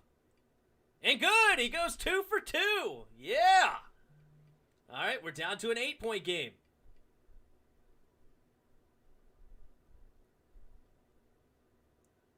All right. CP3 gives it to Bridges. Bridges has a wide open 3. Nope, can't make it. Giannis another rebound. Giannis. This time he's going to attack. Kicks it out to Lopez. Lopez thought about a 3, didn't like it. Now he's driving. He's going to leave it up for Tucker. Tucker, and no. Gets stolen. CP3 has it. CP3 attacking Drew. CP3 inside. Nice little jumper there. Back up to a 10-point lead. Middleton gives it to Drew. Drew to Giannis. And gets inside. Little hook shot there from Giannis. Still an 8-point deficit. Brady ain't top 5 no more. Go look at Tom Brady's stats and have a good day.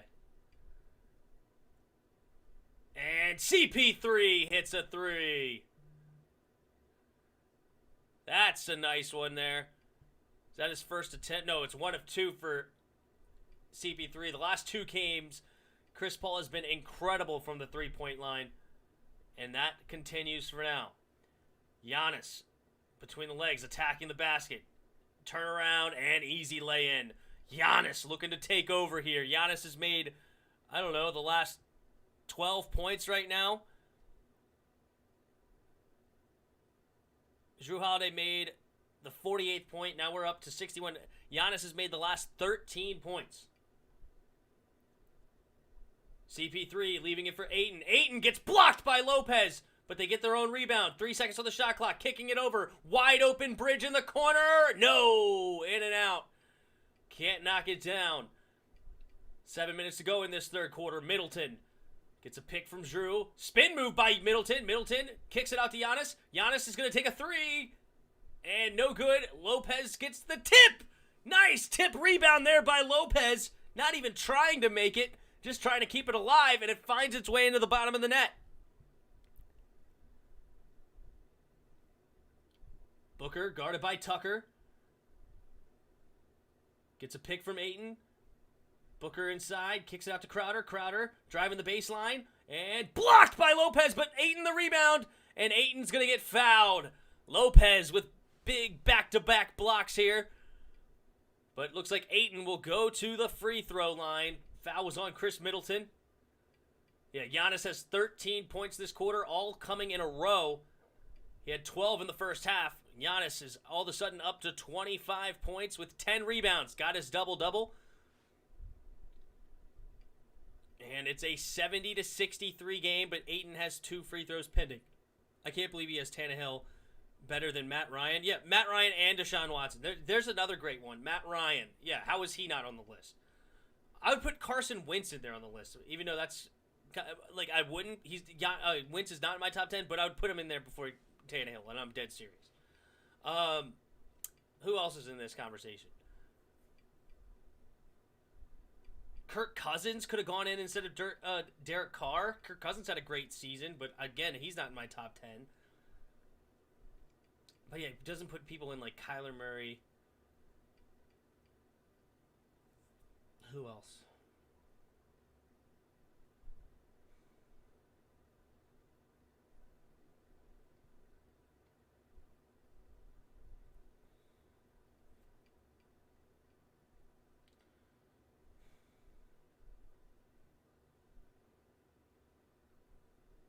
I don't know who else is in that conversation now. Big Ben? I'd put in before Derek Carr. Yep, Kyler Murray for sure.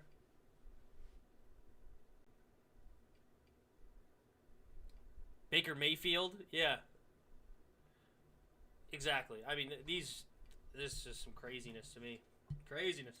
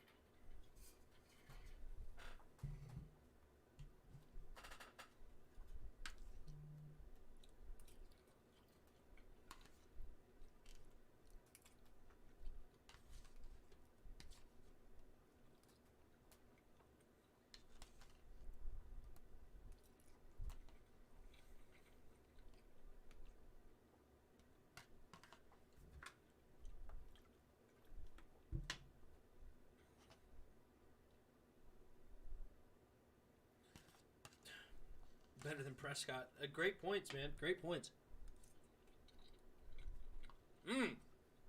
I love to see that.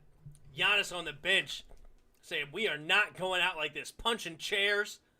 Love to see that. And then Giannis taking over. God, that's awesome. That is greatness right there. Looking at Drew saying, give me the ball. I'm guarded by Mikal Bridges right now. Give it to me.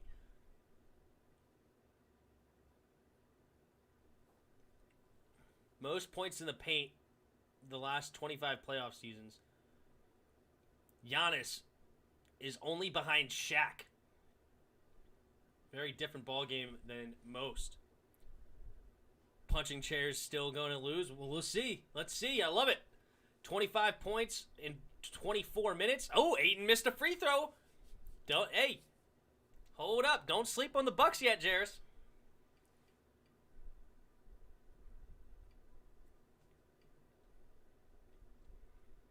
Ayton free throw is good. All right, Giannis gives it to Drew. Drew's going to walk it up. Giannis has it. And, we're going to get an off-ball foul. Looks like Ayton on Middleton. That'll be an inbound play here.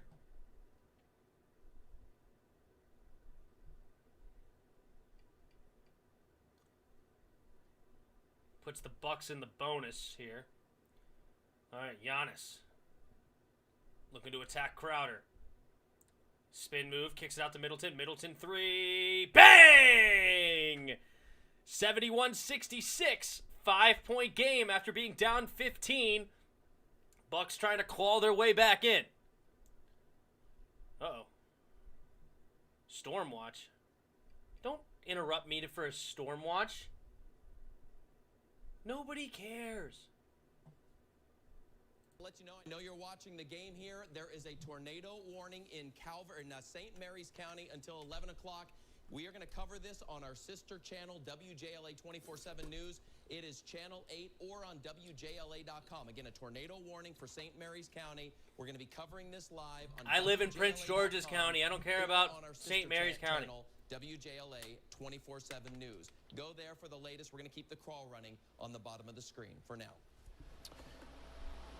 This has been a Stormwatch 7 severe weather alert. We now rejoin regularly. It's not in my county. Now I don't even know what happened. He gets tripped up. We're worried for that left knee. Injured in game 4 of the conference final. Nobody trips him here. Did he just say nobody trips him here? He clearly got tripped. First foul. The coach you talked about it. Giannis definitely got tripped. I'm pretty sure he said he didn't get tripped here. What up, Celeste? How you doing? All right. So it's now 74-66. Giannis free throw attempt. Another miss. Giannis right now 6 for 11 from the charity strike. Stop showing that play. NBA, we don't need to see Giannis's hyperextended knee anymore. We don't need to see it. Okay? We understand. He has a knee injury. We don't need to show it live on TV. I've seen it enough times. Good grief. Oh, it looks disgusting. It looks like it hurts, and I don't want to see it. Giannis misses another free throw.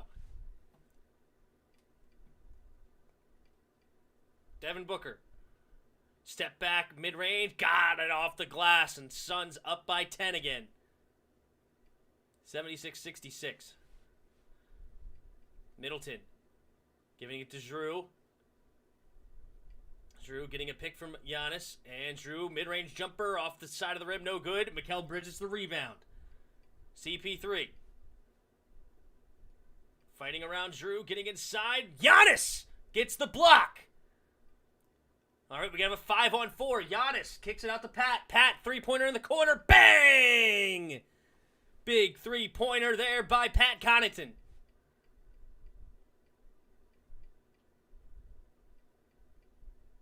Devin Booker walking it up slowly. 4:40 to go in the third quarter. 7-point lead for the Suns.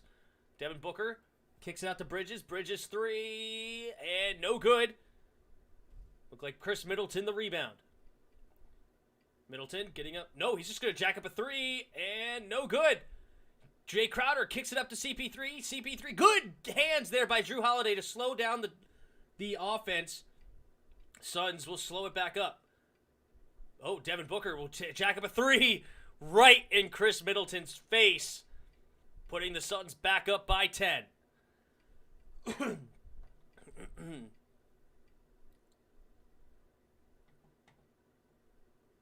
Send me the Discord link. I'll react to it later. Sorry about missing the two streams. I'm on vacation in Europe. No worries, man. Enjoy your vacation. Send me the link in Discord. Celeste, you should have seen the top 10. Oh, yeah. It's in the Discord. Expert JK. Rodgers, Lamar, Brady, Wilson, Allen, Mahomes, Watson, Murray, Prescott, Stafford are in my top 10. Not in that order. I think I like that top 10 better than this guy's top 10. Not surprisingly. I think that's a solid top 10. And if I were to rank this, I would say Mahomes, Rodgers, Watson. No, Wilson, then Watson. So Mahomes, Rodgers, Wilson, Watson, Allen, Lamar, Brady, Prescott, Stafford, Murray. Murray's right now in the 10. CP3 NBA Finals MVP. Yes, he's the favorite right now for sure. He's got 16 points tonight, 4 assists on 7 for 11 shooting. He's very efficient and putting up good numbers.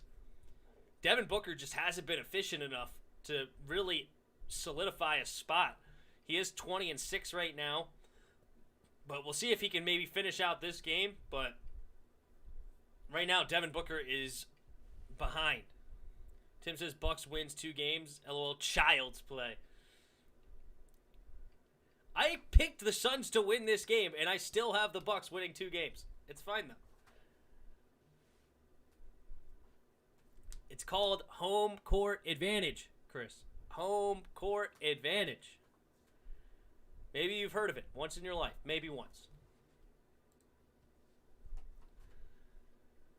Timeout. Let's go ahead and fast forward real quick.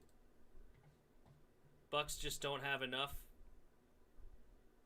Tim, maybe? I think he meant. Bucks just don't have enough. I mean, they don't have enough to win the series, I can agree with that, but they have enough to win 2 games. Remember when you said they didn't have enough to beat the Hawks? I agree. They don't have any shooters. That was my criticism of them before. Yep, I agree. As much as I want to add Baker in the top 10, probably 11, but watch out. He is making the list this year, that conversation of top 10. Yeah. Baker at number 11, I'm okay with. I'm okay with that, I think. I don't have to think about it. I don't know. Maybe you'd still put Matt Ryan over Baker right now. It's hard to say. It's close, though. Derek Carr and Ryan Tannehill are in top 10. No, they're not. Exactly. Middleton and Drew by Dame. Come on. I want Dame and Giannis. That would be an incredible combination. Incredible. But they also got to bring in some spot-up shooters, man. Like, I want them to go get, like, Tyler Hero or Duncan Robinson from Miami. Either one of those. Bring those guys in. Is J.J. Redick a free agent? I know he's old as dirt, but at least he could shoot the 3. I would like to bring him in, to be honest. Giannis, be honest. All right. Here we go. Giannis attacking Jay. Fadeaway jumper. Yes, sir. Giannis taking over this third quarter. He's got 15 points in the quarter, 27 in the game. But it's still an 8-point deficit right now for the Bucks. Cameron Payne gives it to Booker. Booker driving inside.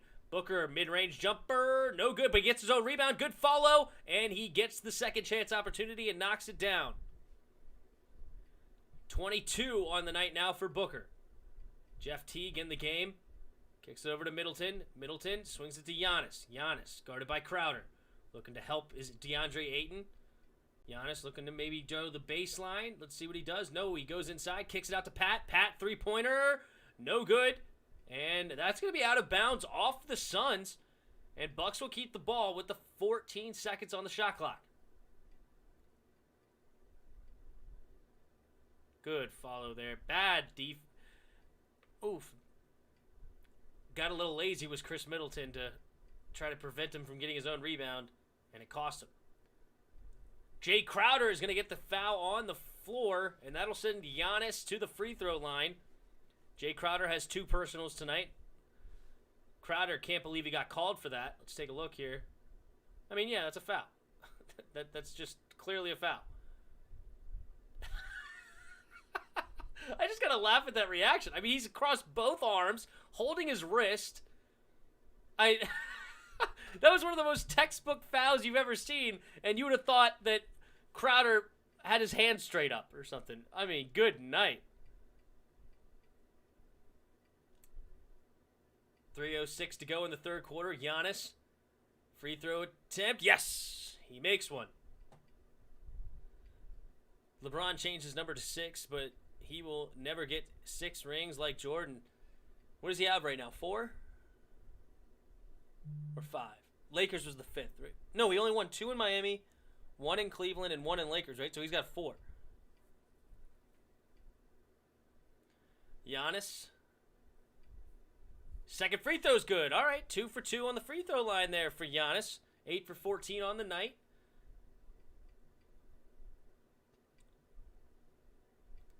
Campaign kicks it. Almost stolen. Yes, it is going to be stolen. Giannis has it in transition. Giannis, poked away by Cameron Payne, though. And here comes Cameron Payne. Cam Johnson, three-pointer. No good. Oh, they're going to get a foul called on Lopez. Lopez is saying, yo, he ran into me. Jeff Teague wants a replay. But Lopez is saying, yo, he ran into me. Oh, that's a moving pick. That's not a foul on Brook Lopez.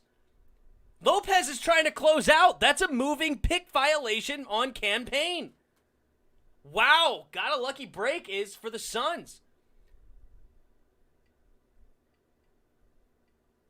Johnson driving. attacking, and it's going to be a shooting foul on Lopez. Lopez doesn't like that call either, but I think that one may have been legit, but the last one was not. Do y'all think LeBron will get 6 rings? No, he definitely will not. He's already 37. He's not getting 2 more rings. Just not happening. Unless he switches teams, but he's not doing it on the Lakers. I mean, if the Lakers get Damian Lillard, there might be a conversation to get 1 more, but I don't know. We'll see. We'll see who comes to the Lakers. I'm sure they're recruiting hard to try to bring in some guys, but it's going to be tough for him to get that 5th and then let alone 6th ring. Especially with some good teams right now, man. Cam Johnson makes both free throws. Still a 10-point deficit now for the Bucks. Jeff Teague walking it up. It's 2.5 to go in the third quarter. Teague giving it to Middleton. Middleton getting a pick from Giannis. Kicks it out to Lopez in the corner. Lopez 3, no good. Giannis the rebound. And Giannis is going to get fouled again by Crowder. Oh, is Crowder going to get a technical foul for slamming the basketball?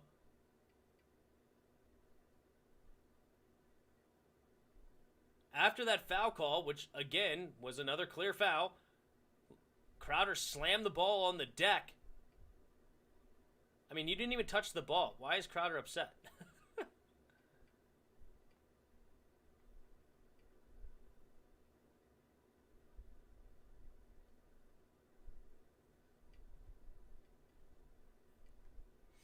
Great crowd over there in Milwaukee. You know, Milwaukee's one of the country's best kept secrets, man. Milwaukee actually is a nice little town. We went bar hopping there. It's a cool little town over there. Giannis makes the first free throw.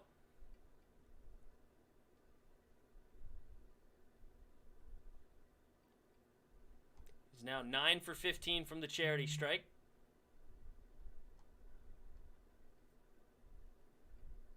Second free throw pending.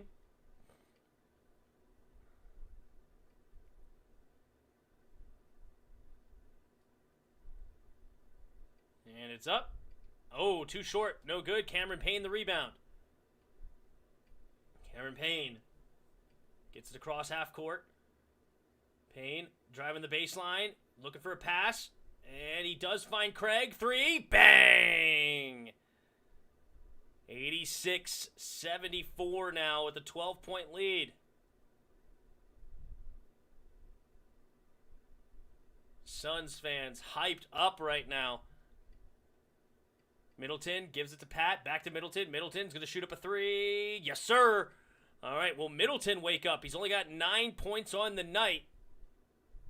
Oh, they actually changed that to a 2-pointer. His foot was on the line. So it's 86-76. Minute and a half to go in the third quarter. Devin Booker. Oh, bad pass. Stolen by Lopez. And ends up in Teague's hand. Teague's looking to attack. Teague, step back. Give it to Middleton. Pat Connaughton in the corner. Pump fake. Driving the baseline. Pat swings it out to Teague. Teague wide open 3. No good. Giannis an offensive rebound, though. And he's going to shoot up. And he's going to get a shooting foul. So Giannis again will go to the free throw line. He's 9 for 16 on the night.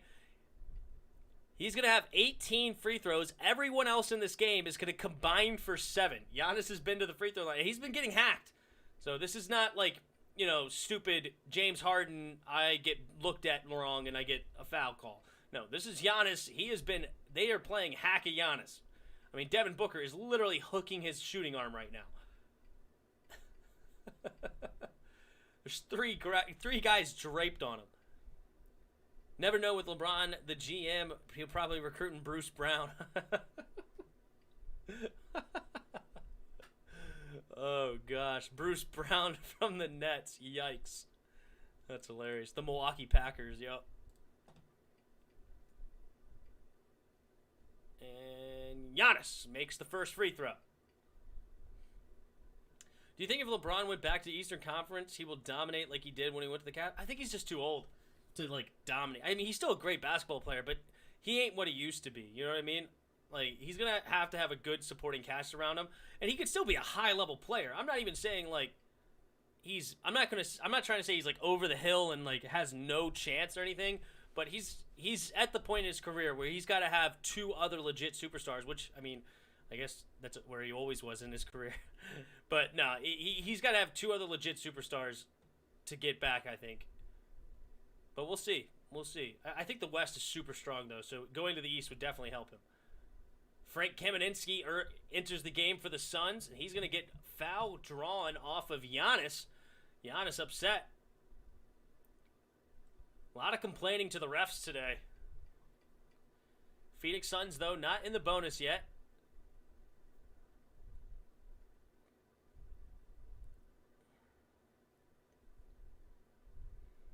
Look at Frank Kaminsky, wide-eyed and bushy-tailed, ready to work. Devin Booker gets the inbound. 13 seconds on the shot clock. Gives it to Chris Paul. Now 9 seconds. Here we go. Guarded by Pat. Swipes through. Chris Paul driving. Mid-range jumper off the back of the rim. High off the bounce and falls into the bottom of the net. Shooter's touch. Falling there for CP3. T gives it to Middleton. Middleton looking to get a pick from Lopez. It does. Double team now. Middleton's got to find an open man. Swings it to Jrue. Back to Lopez on the block, guarded by Cam Johnson. Lopez attacking and can't make the layup. Pat Connaughton saves it, and he tried to throw it off CP3. CP3 gets it. In transition, Cam Johnson swings it over to, and stolen by Pat. No, it's going to go out of bounds. Good hustle there to get back on defense by Pat Connaughton. And it'll be out of bounds, though. It's about a 5-second difference between the game clock and the shot clock.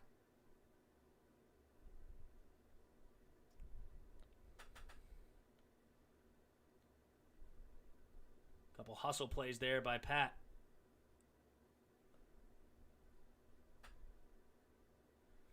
So it's 88-78. Booker, guarded by Jrue. Booker trying to slow it down. Getting a pick from Cameron Payne. Now he's guarded by Pat. 5, 4. Booker driving. Runner. No good. And it looks like it's going to be a foul. Offensive foul. Interesting call there. I guess they're going to say that he hit him with his elbow. Devin Booker said, hey, let's look at that again. Let's take a look at that replay. I mean, that's a foul on Pat.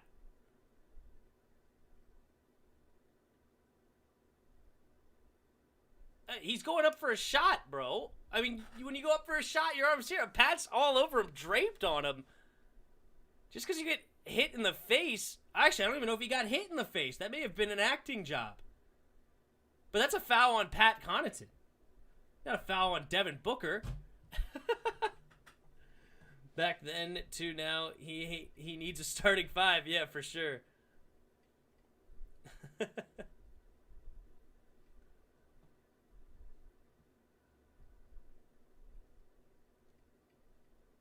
All right, let's see what these refs have to say.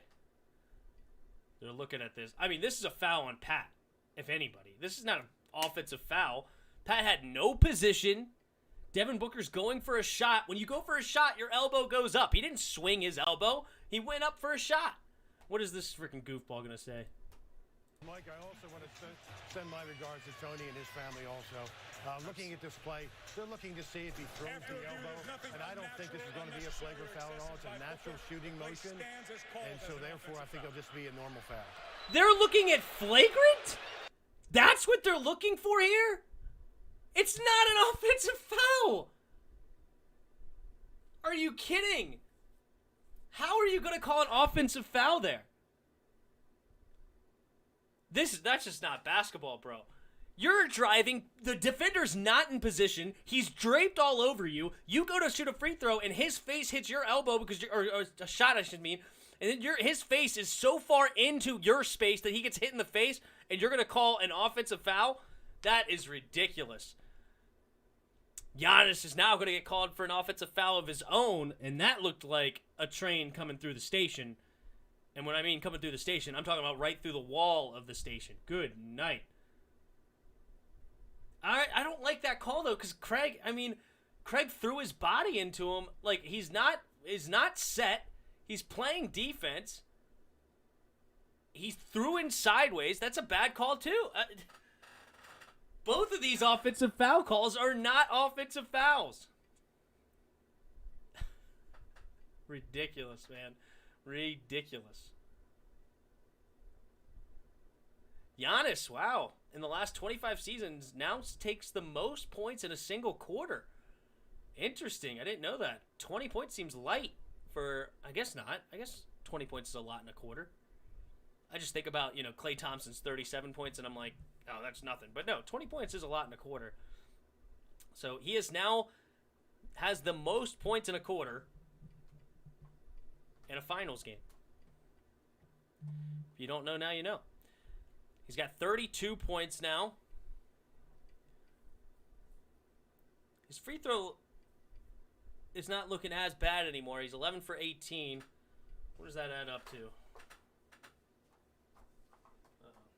I don't even know where I put my phone. Oh, there it is. It's underneath my plate.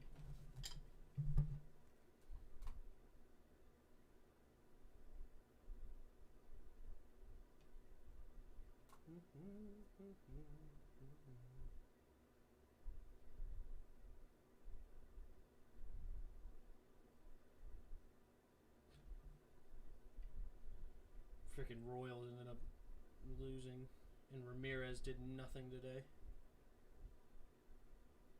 None of my batters had a good day. It's terrible. At least Trevino got a hold. Barlow, are you... Oh my God, are you kidding me?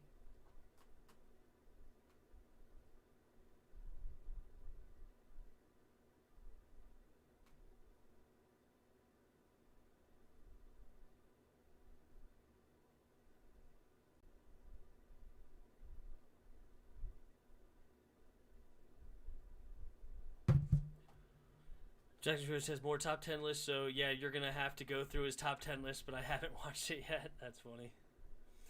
All right, we're back in here. All right. So it's the end of third quarter, 88-78. Suns up by 10. They've been maintaining a 10-point lead pretty much throughout this third quarter. If we look here at the game flow, yeah, you can see basically they got a lead, and it's just been hovering right around that same score the whole time. I think they had it down to 5 at one point. I think that was right in here about midway. Yeah, 71-66, but then they jumped back out to a 10-point lead, and then, maybe a shot here or there. But the average lead in that quarter was right around 10. And there you go. Talking about this. But we're going to continue to monitor it. We're going to go back to the game. If there is another warning, I will let you guys know. But the tornado warning has been lifted. What do you think? Tornado warning's been lifted. Interesting.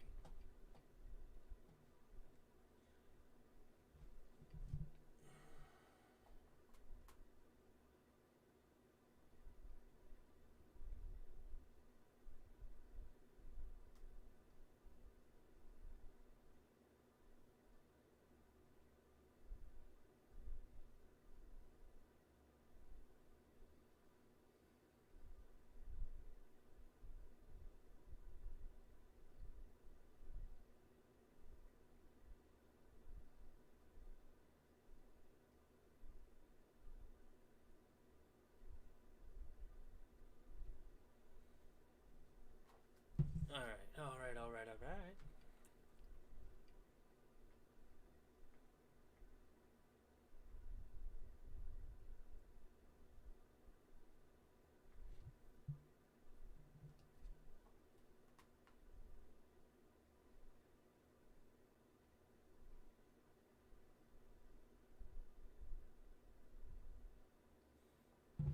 Bucks are so bad. They lucked up getting here. Their luck finally runs out.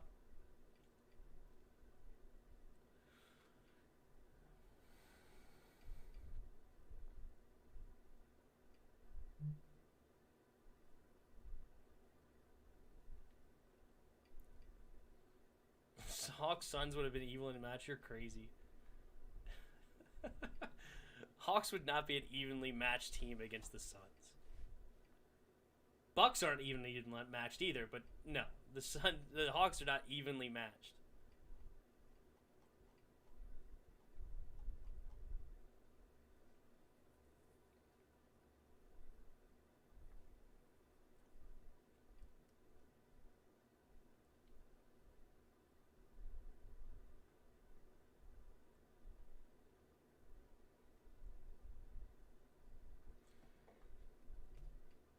potentially. Suns' luck is still going on both teams. Weren't supposed to be here. Hope Suns wins. That's true, too. That's very true.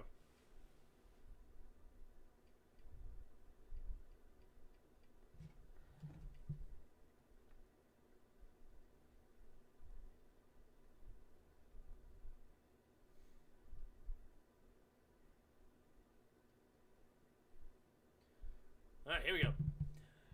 Drew Holiday driving up and under. Crazy layup. Finds a way to go in. Nice take there. It's 88-80.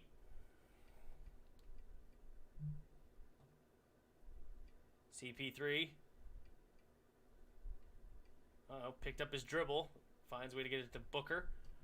Booker back to CP3. 8 seconds on the shot clock. Getting a pick from Ayton. CP3 going inside. Give it to Ayton. Oh, bad pass. Lost. Kicks it out. Booker. Did he get the shot off? No. It's going to be a 24-second violation. And it's 11:18 to go. And the Bucks, down by 8 with the ball.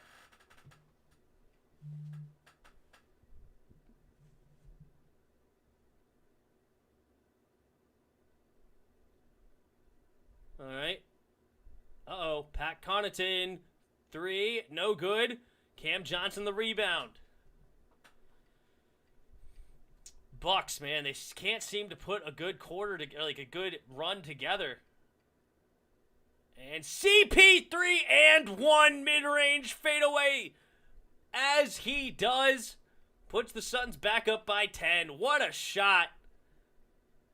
Huge bucket there by Chris Paul in an and one situation. Gotta love it. Keeping the pressure on the Bucks.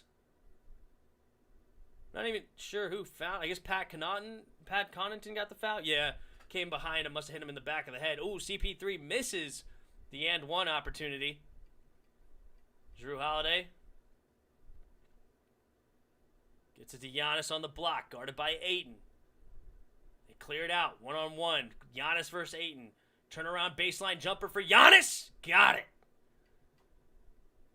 All right, Giannis trying to keep his team alive. He's got 34 tonight.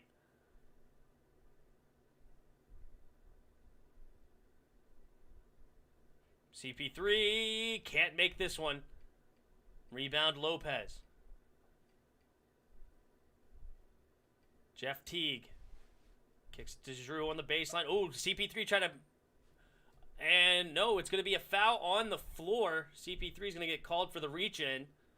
CP3 tried to pull the okie doke there on Drew Holiday. Drew Holiday looked to back him down. And CP3 slipped on him. Drew almost fell, but it got called for the foul anyway. Do you think the Nuggets would have beat the Suns if they had Murray? That's a good point, too. Oh, Pat Connaughton gets the offensive rebound after a bad shot. I think that was off of Giannis's miss. But Pat makes the layup, and we're back to a 6-point game. Under 10 to go. The Bucks, they aren't dead yet. CP3 gives it to Booker. Booker. Guarded by Lopez. Step back jumper is good. Devin Booker with the big 3. And it's a 9-point game. But do I think the Nuggets would have won? I'm not sure. I don't think the Nuggets maybe would have. I think they would have won a game, but I think they could have gone it to 7. But I think the Suns actually probably still would have been the favorites there, especially with how hot CP3 was. All right, nice shot there. Teague hits the floater, so it's 93-86. CP3 gets a pick from Ayton, kicks it over to Booker. Booker, guarded by Lopez. Looking to step back. Nope. Kicks it back out to CP3. CP3 with 3 seconds. He's going to have to shoot a floater. And no good. Rebound, though, to Bridges. And Giannis with a big block. And Lopez gets that rebound. Alley-oop attempt to Lopez. Yes, sir. Lopez knocks it down and back to a 5-point game. Uh-oh. Giannis slow to get up. Suns look like they're going to call a timeout. Giannis looks like he's calling to the bench to get a breather. He looks like he's walking somewhat okay, but the knee is definitely bothering him. Pat Connaughton kind of landed on him weird. And then he had a weird landing over top of Mikal Bridges. So Chris Middleton will enter the game for Giannis. Oh, he also looks like he had to retie his shoe as well.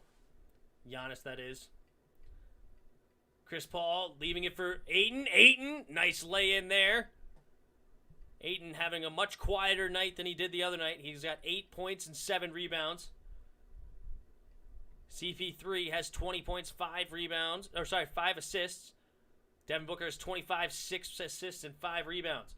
Middleton on the baseline. Kicks it back out to Drew. Drew. Just pump fake. Gets Crowder off his feet and can't make the left-handed layup again. He struggled with that underhand finger roll from the left hand. Still a 7-point deficit. Suns have the ball. Booker. Hey, three-pointer is good. Devin Booker. Back-to-back threes for Mr. Devin Booker. Puts them back up by 10, and the Bucks cannot get past that 5-point deficit. Yeah, these injuries are something else for true. What's up, Local Trap? What up, G? Saw the last collab for a few minutes. The other G doesn't match your energy. Well, appreciate the compliment. And then, Chris is a good dude, though. Chris can, I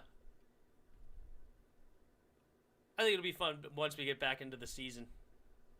A little bit more passion coming out of him. But I appreciate the compliment saying my energy's good. Chris, you got to get your energy up. Come on. Charles Barkley got mad at LeBron when he said the season started late because injuries, saying you have to be better. Yeah, I mean, Shaq said the same thing. It just is what it is, man.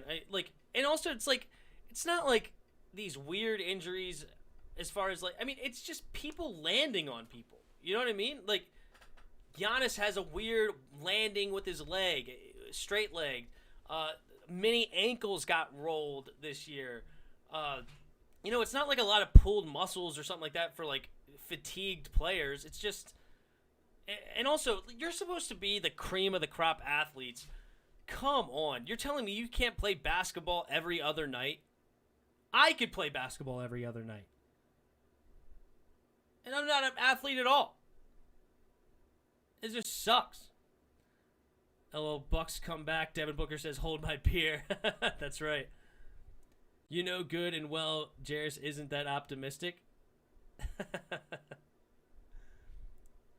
Is he talking about my optimism energy? Maybe, I don't know. Jairus is definitely not an optimist, that's for sure. I don't know. At the same time, though, he's kind of weird, right? Where Chris all of a sudden will predict a 13-3 record for the Skins. You know? And I wouldn't say I'm an optimist either. I'm pretty much a realist. I like to say realist. I say what I actually think and try not to overhype my team, but I don't down my team either. I just say how I feel. I down them when I feel like they need to be down. I hype them when they feel like they need to be hyped.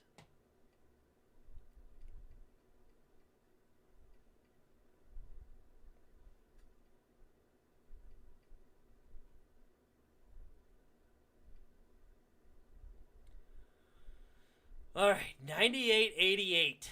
Budenholzer used another timeout. Bucks will have 2 remaining with 7:41 down the stretch. Giannis comes back in for Lopez. Jeff Teague's going to go to the bench. See who comes in. You did that last year, Tim, and I was right, and you said I was being too optimistic. Yeah, that's what I'm saying. Chris is not necessarily a pessimistic either. I don't know. He just... You know what Chris does? When Chris wants something to happen, he predicts it, whether it's good or bad. I feel like that's what it is. You're a superb announcer, lol, whatever this job is. Well, thank you. I appreciate it. Thanks for the compliment, Local Trap. I really appreciate that, I have fun doing it. It's a good time. And, we're just growing the channel, man. One subscriber at a time. Trying to have some fun, man. Giannis. Oh, bad pass tipped up in the air. Jay Crowder gets the rebound. Good steal there by Ayton. CP3 has it. It's a 10-point deficit. There's a 10-point lead, I should say, for the Suns. See if they can add on to it. CP3 leaving it for Booker. Wide open three. Bang! Devin Booker, another three. Devin Booker with 31 points on the night. And he has woken up 7 for 11 for the three-point line. Mikal Bridges hits a big baseline jumper. No, excuse me. That was Giannis Middleton who hit the baseline jumper. Mikal Bridges was on the defense. Excuse me. Drew Holiday is going to get called for the reach-in foul. But yeah, Devin Booker. Bang. 31, 6, and 5 for the young man. This is a kind of game where, hey, he puts him on the map for finals MVP. We'll see what happens. Chris Paul, though, a nice 20-7 night right now. CP3, guarded by Drew. Nice jab step. CP3 getting inside. Pump fakes. Tries to get inside to Ayton. He does! Ayton gets the catch and put back, and it's a 13-point lead for the Suns. Bucks in desperation mode. They got to get something. There you go. Nice take there by Drew Holiday on the spin. 11 points. Got to get a stop here if you're the Bucks. Devin Booker, guarded by Drew. Gives it to CP3, guarded by PJ Tucker. 10 seconds on the shot clock. CP3, nice crossover. Getting inside and can't make the layup, though. Middleton, the rebound, kicks it up to Drew. Drew attacking and one! A foul off of Devin Booker will send Drew Holiday to the line. And it's an 8-point deficit pending a free throw. I'm optimistic and real about my team. Well, there you go. Yep, definitely a foul from Booker. Booker tried to foul him hard, but Drew Holiday finds a way to contort his body. Nice finger roll, layup, and one. Uh-oh, storm watch again. Hey, everyone, not going to cover up your game. Just want to give you another quick update. There is another tornado warning in Calvert County. We are going to be covering this on Channel 8, WJLA 24/7 News. Again, I don't live in Calvert.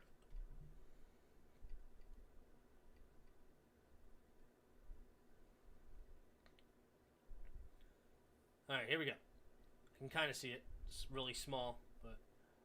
Uh-oh, CP3 getting inside. Blocked there by Holiday. And here come the Bucks in transition. Giannis attacking. He's going to kick it out to Drew. Drew to Pat. Pat, bad pass stolen by the Suns. Terrible. Pat Connaughton getting a steal from Ayton. And let's get back to it. Crowder, three. Off the front of the rim. No good. Out of bounds. Bucks ball. Down by 8 with 5.5 to go.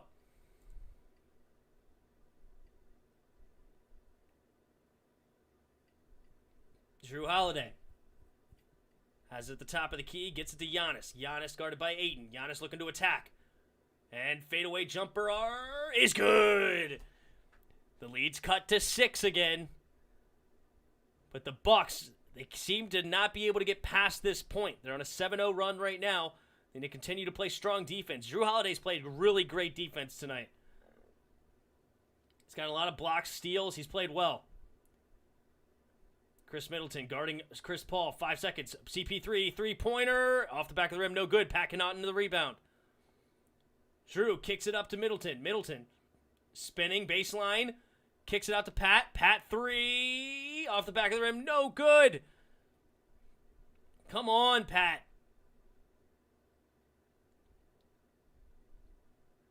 And Suns will take a timeout with 4:32 to go in this ball game. Up by 6. Can the Bucks make the comeback? Can they complete it? They were down by as much as 15 in the second half. They've cut it to 6. They've been here before. And then this is where the Suns usually make a couple of buckets again to push their lead back into double digits. Bucks have actually played pretty strong defense tonight. It's like they play 22, 23 seconds of great defense, and then a last-second shot goes down for the Suns. And it's just been insane the amount of threes they've made. Right now, the Suns have made 19 of 38 three-pointers, and they're only up 6 which is pretty incredible within itself. The Bucks only have had 8 of 28. 2 more threes there, and it's a tie ball game. Come back. Who do you want to win? I don't have a preference. I just want good games. I picked the Suns to win, but I just, neither one of these are my teams, so I don't care.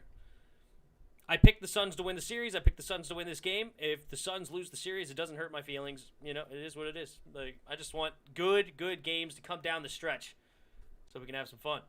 I'm going with the Bucks because Embiid does roids. Bucks have to make a comeback. That's right. They're down 6. And they were down by 15 at one point. So we got a game right now, ladies and gents. Got a game. Giannis has 36 points on the night, trying to will his team to a Finals Game 2 victory. Not getting help from the rest of the team very well, though. Middleton, 11 points tonight, 5 for 14, 1 for 5 from 3. Jrue Holiday, 7 for 21 from the field. Missing a lot of layups, not having a great night. He's only got 17 points on 21 shots, not nearly good enough. But they're only down 6. Even with all of that, they're only down 6.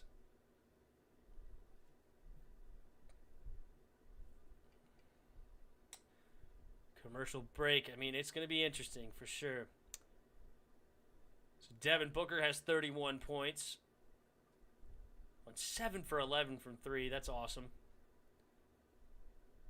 Mikal Bridges has slowed down a lot. He had 15 points in the first half. He's only got 17 for the game. He's 7 for 14 from the field. Chris Paul, not having a bad game.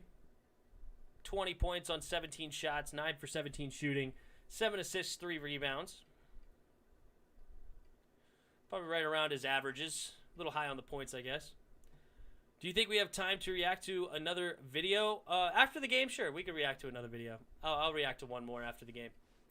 Then I'll probably get off here. But, yeah, I'll watch one more for you, Yuki. Which one do you want to watch? Do you have one in mind?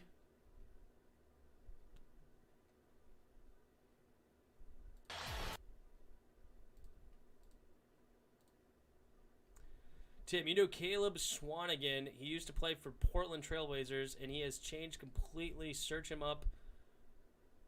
How he looks different now. Caleb Swanigan. That name honestly doesn't sound familiar, but I'll look. Yeah, Caleb Swanigan now. What do he look like?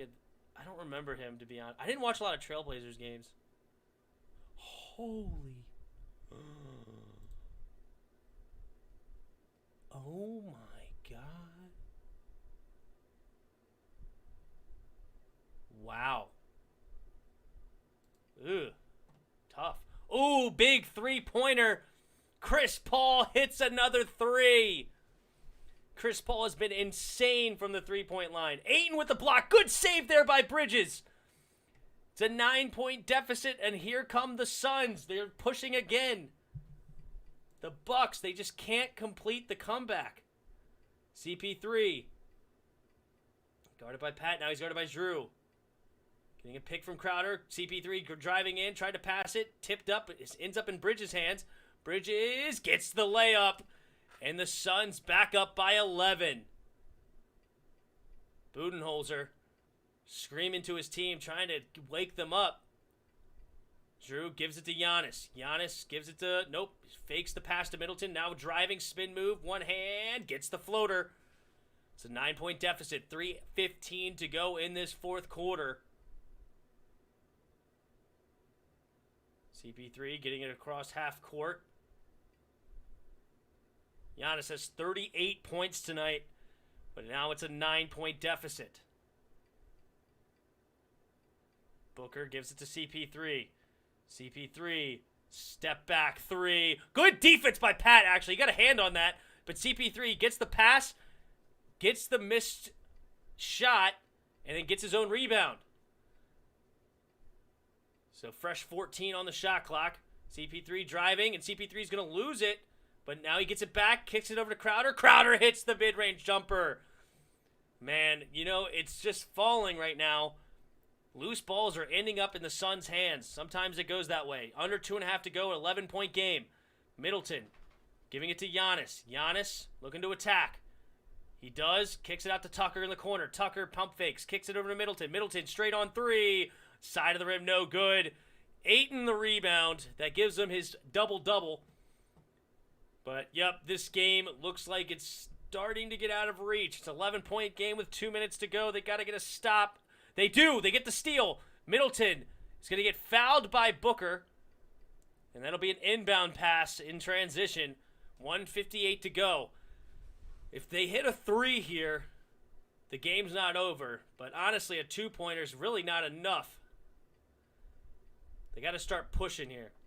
Let's watch the super underrated players video I sent from Wyatt's World. Okay, sounds good. That just in a year. I mean, that's insane. Ugh, that's so sad for Swanigan. That's sad. Drew Holiday. Guarded by Bridges. Kicks it over to Pat. Pat, three-pointer. Okay, they're not dead yet. There's a big three-pointer from Pat Connaughton, and it's a 110-102. They got to get stops here. 1:40 to go in the fourth quarter. Mikal Bridges has it at the top of the key. They're trying to deny CP3 the ball, but they finally do get it to him. Guarded by Drew. 8 seconds on the shot clock. CP3 looking to get a pick from Bridges. Doubling CP3 now. Getting it to Bridges. Bridges runner is no good, but a foul. Pat Connaughton gets called for a foul with 1 second left on the shot clock. Come on, bro. You can't give him free points like that. Hit him right across the head. Good call. I mean, come on. Yeah, this is pretty much out of reach now. Mikal Bridges makes the first free throw.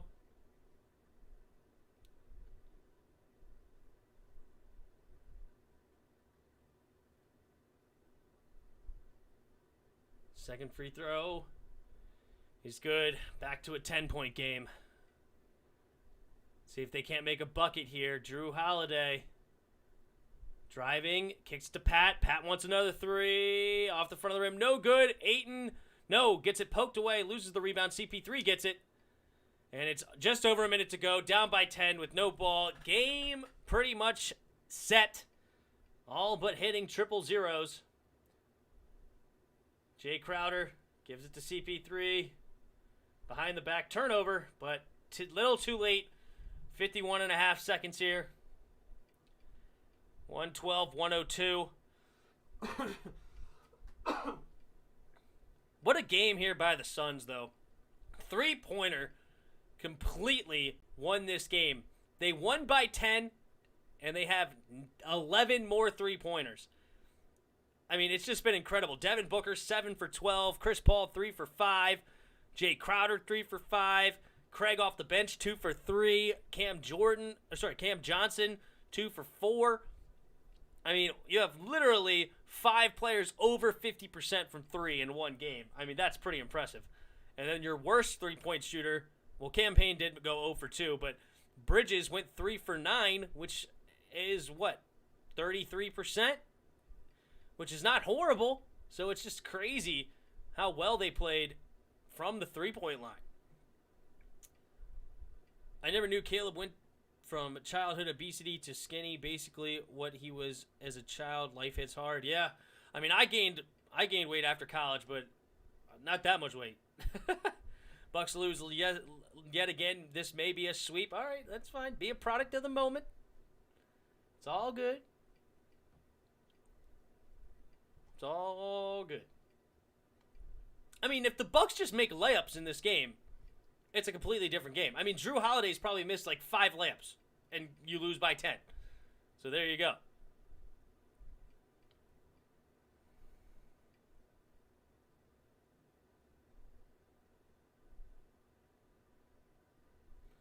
All right, Giannis the inbounder, 51 seconds to go. Giannis kicks it to Drew. Drew to Middleton. Middleton leaves it for Giannis, and Giannis dunks it. They're down 8 with 45 seconds. They're going to have to foul. They don't foul. They get it to Bridges. And it looks like they may just be giving up here. Yep, this game is over. Good hold there by Nader. And now they finally foul with 33 seconds. What was the point of waiting that long? If you were going to foul, you should have fouled with 45 seconds. Just let 12 seconds run off the clock for no reason.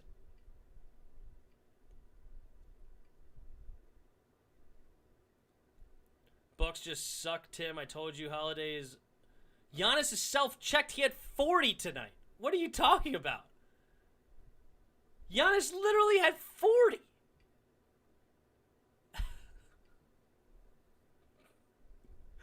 I've never heard somebody say somebody was self-checked when they had 40 points on the night. Now 42 after another garbage time dunk. But when this game was still on, he had 36, 38 points or something like that. And on 15 of 22 shooting, so he's shooting well over 50%. He's not a three-point shooter, so him going 1 for 5 is whatever. He did finish 11 for 18 from the free throw line, which is not great. You're shooting, 60%? A little over 60%, which is not good, but I've never heard of somebody being self-checked with 38. Okay, Tim, you got me my tokens on NBA 2K Mobile Game 3. What should I pick? Hey, give it to the Bucks. Bucks are winning Game 3. He is nasty plus hurt. Yeah, I mean, I've never heard of such. Yeah, that is awesome. That's funny. Pretty sure Caleb will go back into shape because he's done it before from his childhood.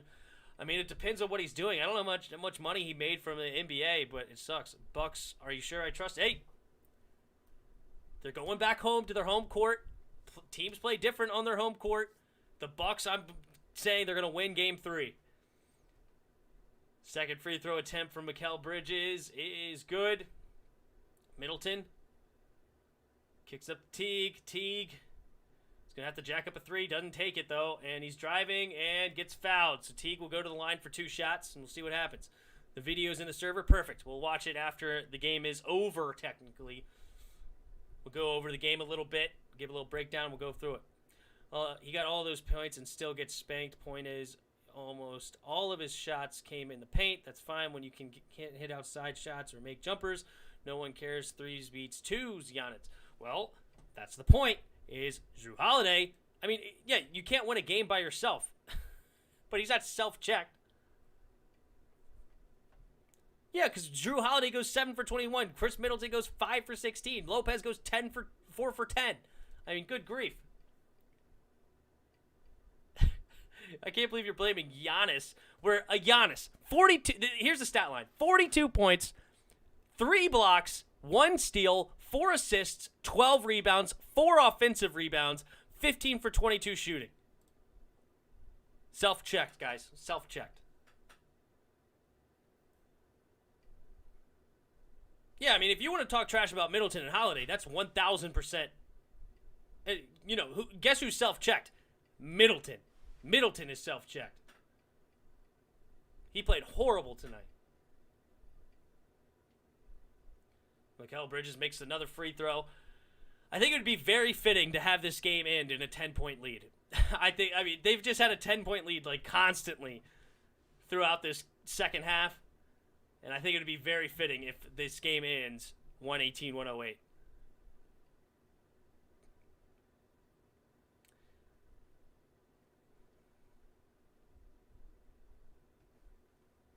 .6 seconds left.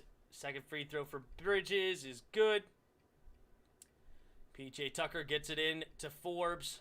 All the starters go down to the bench except for Tucker. Teague driving, can't make the layup. Rebound, Cameron Payne. And that is going to be your final score. 118-108. Phoenix Suns go up 2-0 in the NBA Finals. Giannis had a great night, 42 points, 15 for 22 shooting, 12 rebounds, but his teammates really let him down. Jrue Holiday, 7 for 21, Chris Middleton, 5 for 16, Lopez, 4 for 10, couldn't make layups. I mean, all 3 of those guys missing layups. Pat Connaughton went 5 for 10 off the bench with 14. That helps, but still 4 for 9 from 3. You'd like to see that a little bit better, but not terrible. But yeah, Portis barely played. Jeff Teague had 1 for 4.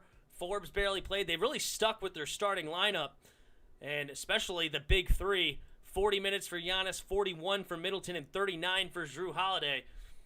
But it was all about the Suns tonight from that three-point line. 20 for 40 from the three-point line for the game. Really kept them alive when the Bucks came out strong in the just to start this game.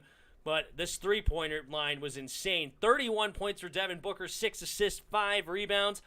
23 points for the man CP3, 8 assists, 4 rebounds. Ayton got another double-double with 10 and 11. Mikal Bridges ends the game with 27 points. He was the one shooting a lot of free throws down the stretch. Jay Crowder had 11 points as the other starter. Didn't get a lot of bench points being the Suns. They only got about 16 total bench points, but the starters put buckets in the basket, and they also really stuck with their starters pretty much all game. 44 minutes for Booker, 41 for Paul, 42 for Ayton, 38 for Bridges, and 37 for Jay Crowder. So the starters playing a lot of minutes. And there you go. And so this series will continue over in Milwaukee on Saturday night.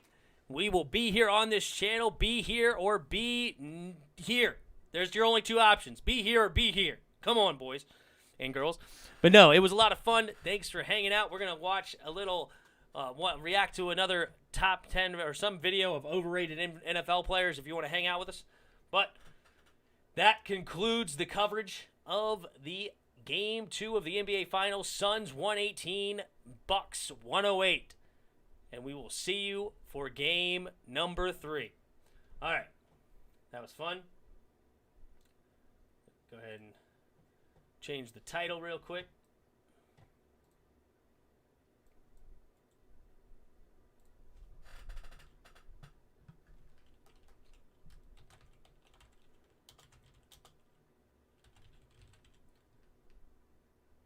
Save that. All right.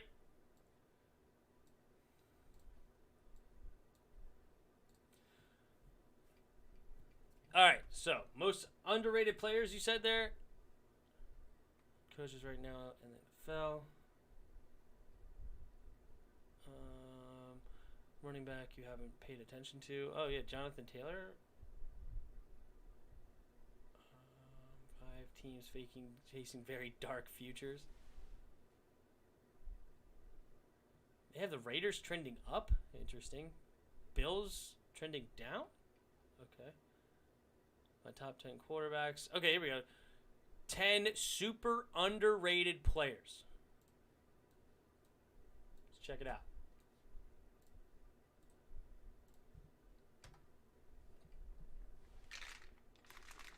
Oh, Daddy. So, a lot of you guys got really upset over the fact that I said Kirk is better than Baker Mayfield in yesterday's video. And I mean, a lot of you guys got mad at that. Which is fine. I don't mind a verbal spar, but I got an email this morning. You're so fucking stupid, dude. I used to be a fan, but you're so biased towards Kirk Cousins, I can't stand to watch anymore. He's worse than Baker. He will never be as good as Baker. You Viking ass kisser. Okay, let's look at Baker really quick. Okay, now how about Kirk? Baker? Kirk. I'm sorry, guys, but the numbers just back this one up for me. And I have yet to hear one reason why Baker is better other than, but they went to the playoffs and the Vikings didn't make it. Well, that means Baker Mayfield is better than any other quarterback who didn't make it as far as he did in the postseason, dude. You guys are dumb. I don't mind verbal spars. That's the fun of the job. But when people come at me without any explanation other than the fact that they just want to yell at me, that's Bush League, guys, and I can tell you're 10 years old. No, Baker's better. He has better arm. All right, he's right now younger as Kirk. Kirk Cousins, he takes what the defense gives him. He also has a great pair of receivers. He's also has an incredible run game. But Baker has those things too, which is fine. And Baker, yes, he's a gunslinger, so he's going to end up with more interceptions. He's going to throw it downfield more than Kirk Cousins. But Kirk Cousins literally has receivers yelling at him when he was on the Skins and when he's on the Vikings. Stephon Diggs really ran out of town because he hated playing with Kirk. Same thing with Garcon didn't like playing with Kirk. Same thing with Deshaun Jackson didn't like playing with Kirk. Kirk he's not a great leader in the locker room. He's not a great, he does put up stats. You got to give him credit. But what'd they go, 8-8? You know, he put up those stats. And what, Minnesota Vikings, did they, 7-9?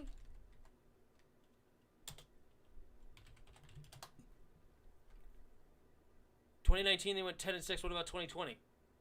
They're not gonna have 2020. Yeah, 7-9 last year, even with all those great stats.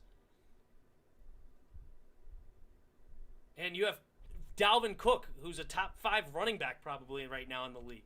So, Baker Mayfield, okay, he will be he will have a better career. Right now, I guess if you want to say Kirk Cousins better because technically speaking, he puts up better numbers, fine, whatever, I don't care. But he's not, to me, this is just, it's Baker Mayfield. I would rather have Baker Mayfield than I would Kirk Cousins. Well, just by how you type. But the email was funny. That made me laugh really hard because it's like, dude, I really ruined someone's day by just saying a quarterback is better than another quarterback. I don't know what to say, man. If you don't like my opinions or you don't like me, then just don't watch. Fair. Alright, what is up guys, and welcome back to another video. So yesterday's video was a this or that about Baker Mayfield. We won't talk about that video. But that video did get me thinking about something, and it's a video idea that I've had for a while and that I kind of just forgot about. Today I'm going to be giving you guys 10 insanely underrated players in the NFL. At least in my eyes. And when I say underrated, I'm talking about those guys who are continuously putting up the work and they're just never getting the recognition for it. There's a lot of players like that in the league, by the way. This is only 10 of them. And honorable mention really quick, Derek Carr will not be on this list because I've just talked way too much about him recently. You guys know that I think he's underrated. You guys know that he's underrated. Derek Carr knows that he's underrated. We don't need to talk anymore about Derek Carr, but we can move on to the list. Right after I plug G Fuel, because if you guys don't use code Wyatt'sWorld on gfuel.com for PEDs or steroids or whatever, any of the G Fuel products. Okay, so we'll start off the list with Will Fuller. Now, I know we got in trouble last year for PEDs or steroids or whatever it was. He claims it was an accident. Okay, I don't believe that. Any athlete who takes roids, they're taking roids, okay? But it doesn't hide the fact that Will Fuller has just always been really good outside of his hamstring. Like, seriously, you guys can go look up his box scores. Even when he was alongside DeAndre Hopkins, Will Fuller was extremely productive and extremely useful as long as his hamstring stayed intact. Honestly, Will Fuller is just like a worse D-Hop. He's fast, he's got a great jump ball, he's great at running his... Okay, all right. I'm getting a little... I don't know if I'd compare him to D-Hop, but... Because he's much faster than... He plays a different game than D-Hop.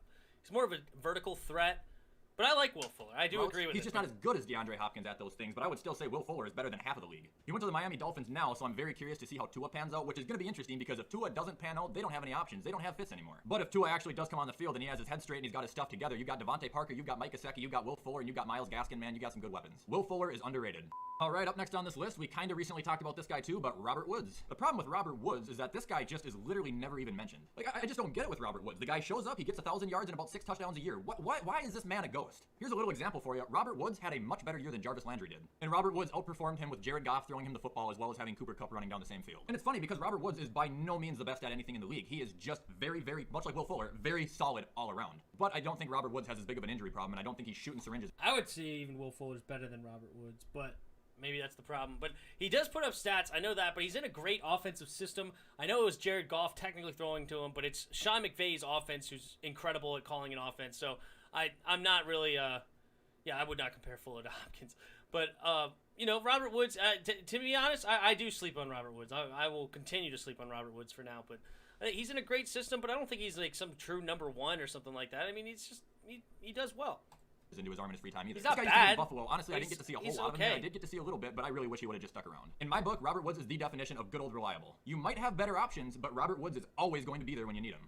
Alright, up next we have David Montgomery. You guys want to hear my story with David Montgomery? I'll tell you exactly how I found out about this guy. I don't know where he went to school. I want to say it was Iowa or Iowa State, one of those two. Got drafted in like a mid-round, I think. Went to the Chicago Bears, who I can't stand. I automatically just threw this guy in the trash. I said the hell with David Montgomery. I hate him. He's garbage. Like, I didn't even pay attention to him at all his rookie year. Honestly, I think he was still splitting with like Tariq Cohen or something at the time. But it wasn't until this last fantasy draft where I looked up David Montgomery's numbers and I was like, okay, this guy might actually be okay. This entire year happened. David Montgomery was hardly ever talked about. Little does anybody know, guys, he was a... yeah, because he was never talked about. Because first of all, the first half of the year, he sucked. Okay, David Montgomery was trash in the first half of the year. He did wake up in the second half of the year, and he won a lot of people's fantasy drafts. That Mitch Trubisky came in, they played a new offense where they were running the ball a lot more, and David Montgomery had a great season. He's okay. He's not even a top half of the league running back, in my opinion.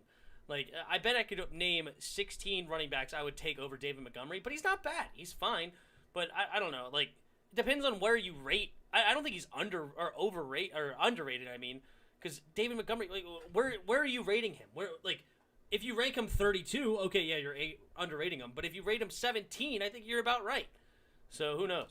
the top 8 running back in the NFL this year. He was tied for 5th with the most rushing yards. He had 8 rushing touchdowns. He had a bunch of receiving yards and a couple of receiving touchdowns. But unfortunately for David Montgomery, well, it might not be so unfortunate going forward now that they got Justin Fields, but he plays on the Chicago Bears. He's had to deal with Matt Nagy calling the plays. He's had to deal with Mitchell Trubisky and Nick Foles alternating every other day, even though David Montgomery's a running back. It doesn't help his situation. Basically, this guy has been a diamond who has been just thrown into a dumpster and he can't get out. Justin Fields, you better save David Montgomery and Allen Robinson.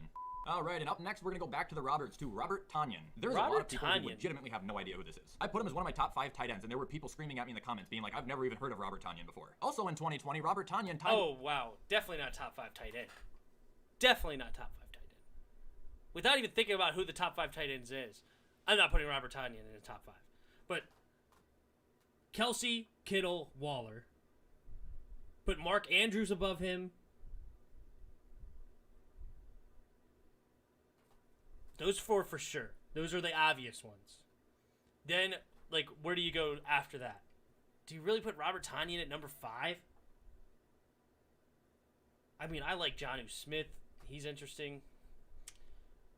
The other one that went, who was on the Chargers? Oh my God. I can't think of this guy's name for some reason. He went from the Chargers to the Patriots. Whatever, somebody will say it. But is Robert Tonyan really top 5? I like those 4 for sure. Then you got some guys that haven't really shown up yet, like TJ Hawkinson or Noah Fant. They're kind of young. Who else? I know I'm missing somebody. I don't know if you put Austin Hooper there. Hunter Henry, thank you. I could not think of his name to save my life. But Hunter Henry. Yeah, Austin Hooper, maybe. I like Cole Kmet for the Bears.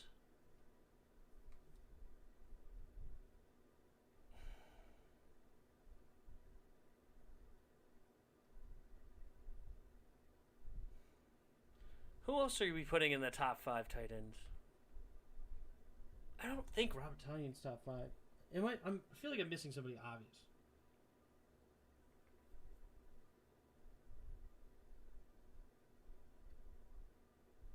No, I don't think Tariq Cohen is better than Montgomery. Tariq Cohen's a whole different running back. I can watch the Louis T video after this.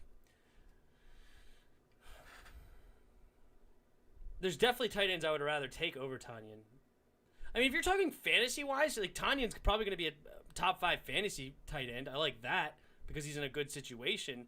But I don't think he's necessarily a top 5 tight end as far as a talent. I mean, you could even argue Logan Thomas. Mike Gesicki, thank you. Mike Gesicki, that's the top 5. Definitely. Mike Gesicki's definitely better than Tonyan. There it is. I knew I was missing somebody obvious. I would definitely put those as my top 5. So reiterate, Kittle, Kelsey, I don't care which one you put 1 and 2. Darren Waller, number 3. Mark Andrews, and Mike Gesicki. With Travis Kelce catching more touchdowns than any other tight end in the league. Robert Tonyan is Aaron Rodgers. Well, was Aaron... I don't know the situation there. He is? Is Aaron Rodgers still there? Robert Tonyan is the safe house for Aaron Rodgers. If Devontae Adams is covered, if Lazard is covered, if Aaron Jones is covered, then he is going to throw it to Tonyan, and Tonyan is always going to snatch that out of the air. And for those who still don't really know who Robert Tonyan is, this guy is a lot like George Kittle. Matter of fact, I think he's really good friends with George Kittle. They have the same play style. They have the same...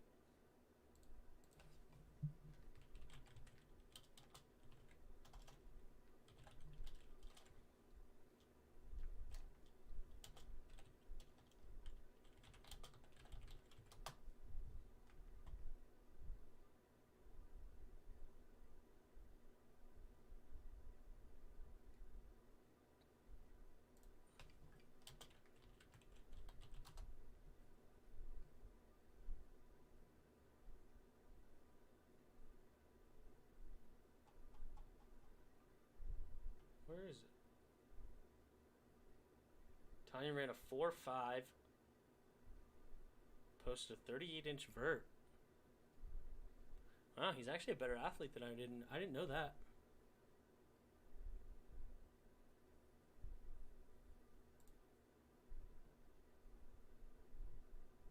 Interesting. Pro day results. Ran 4.58, 16 bench reps, 35-inch vert. 4-3-4 shuttle, 7-12 3-cone, 10-5 broad.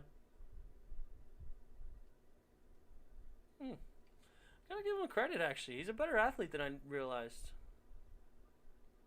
I think he's still a little slower than George Kittle, but I think George Kittle ran like a 4.53 maybe. But they're comparable. If we look at combine results.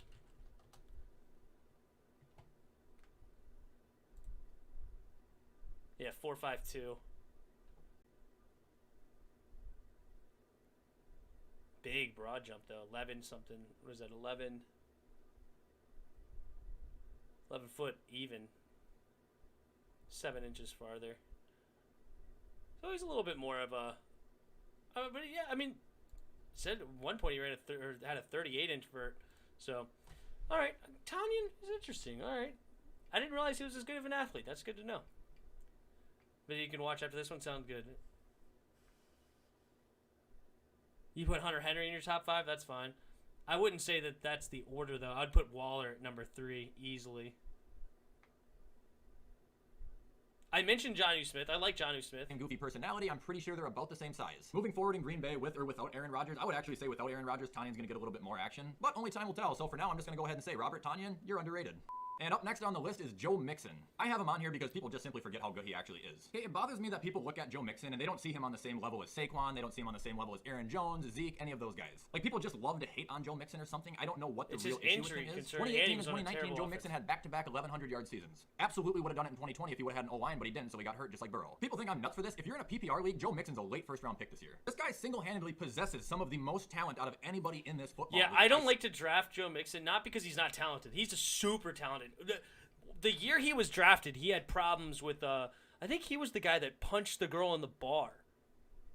I'm pretty sure he was the one that punched the girl in the bar.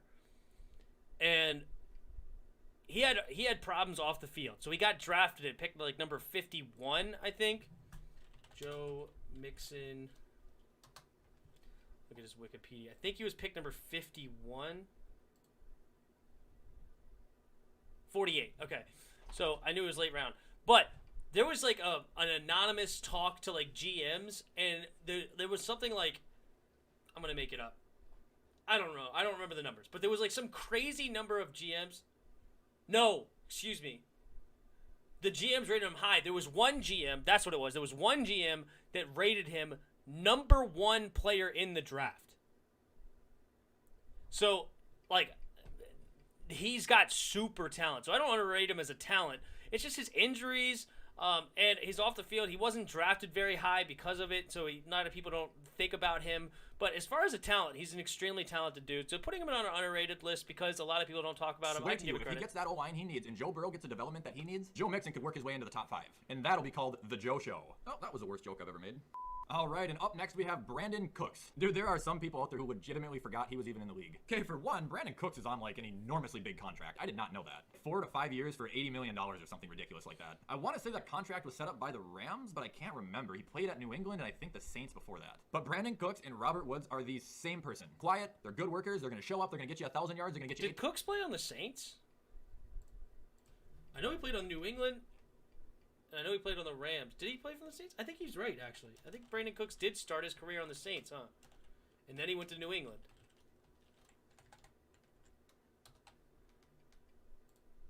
Yep, started on the Saints.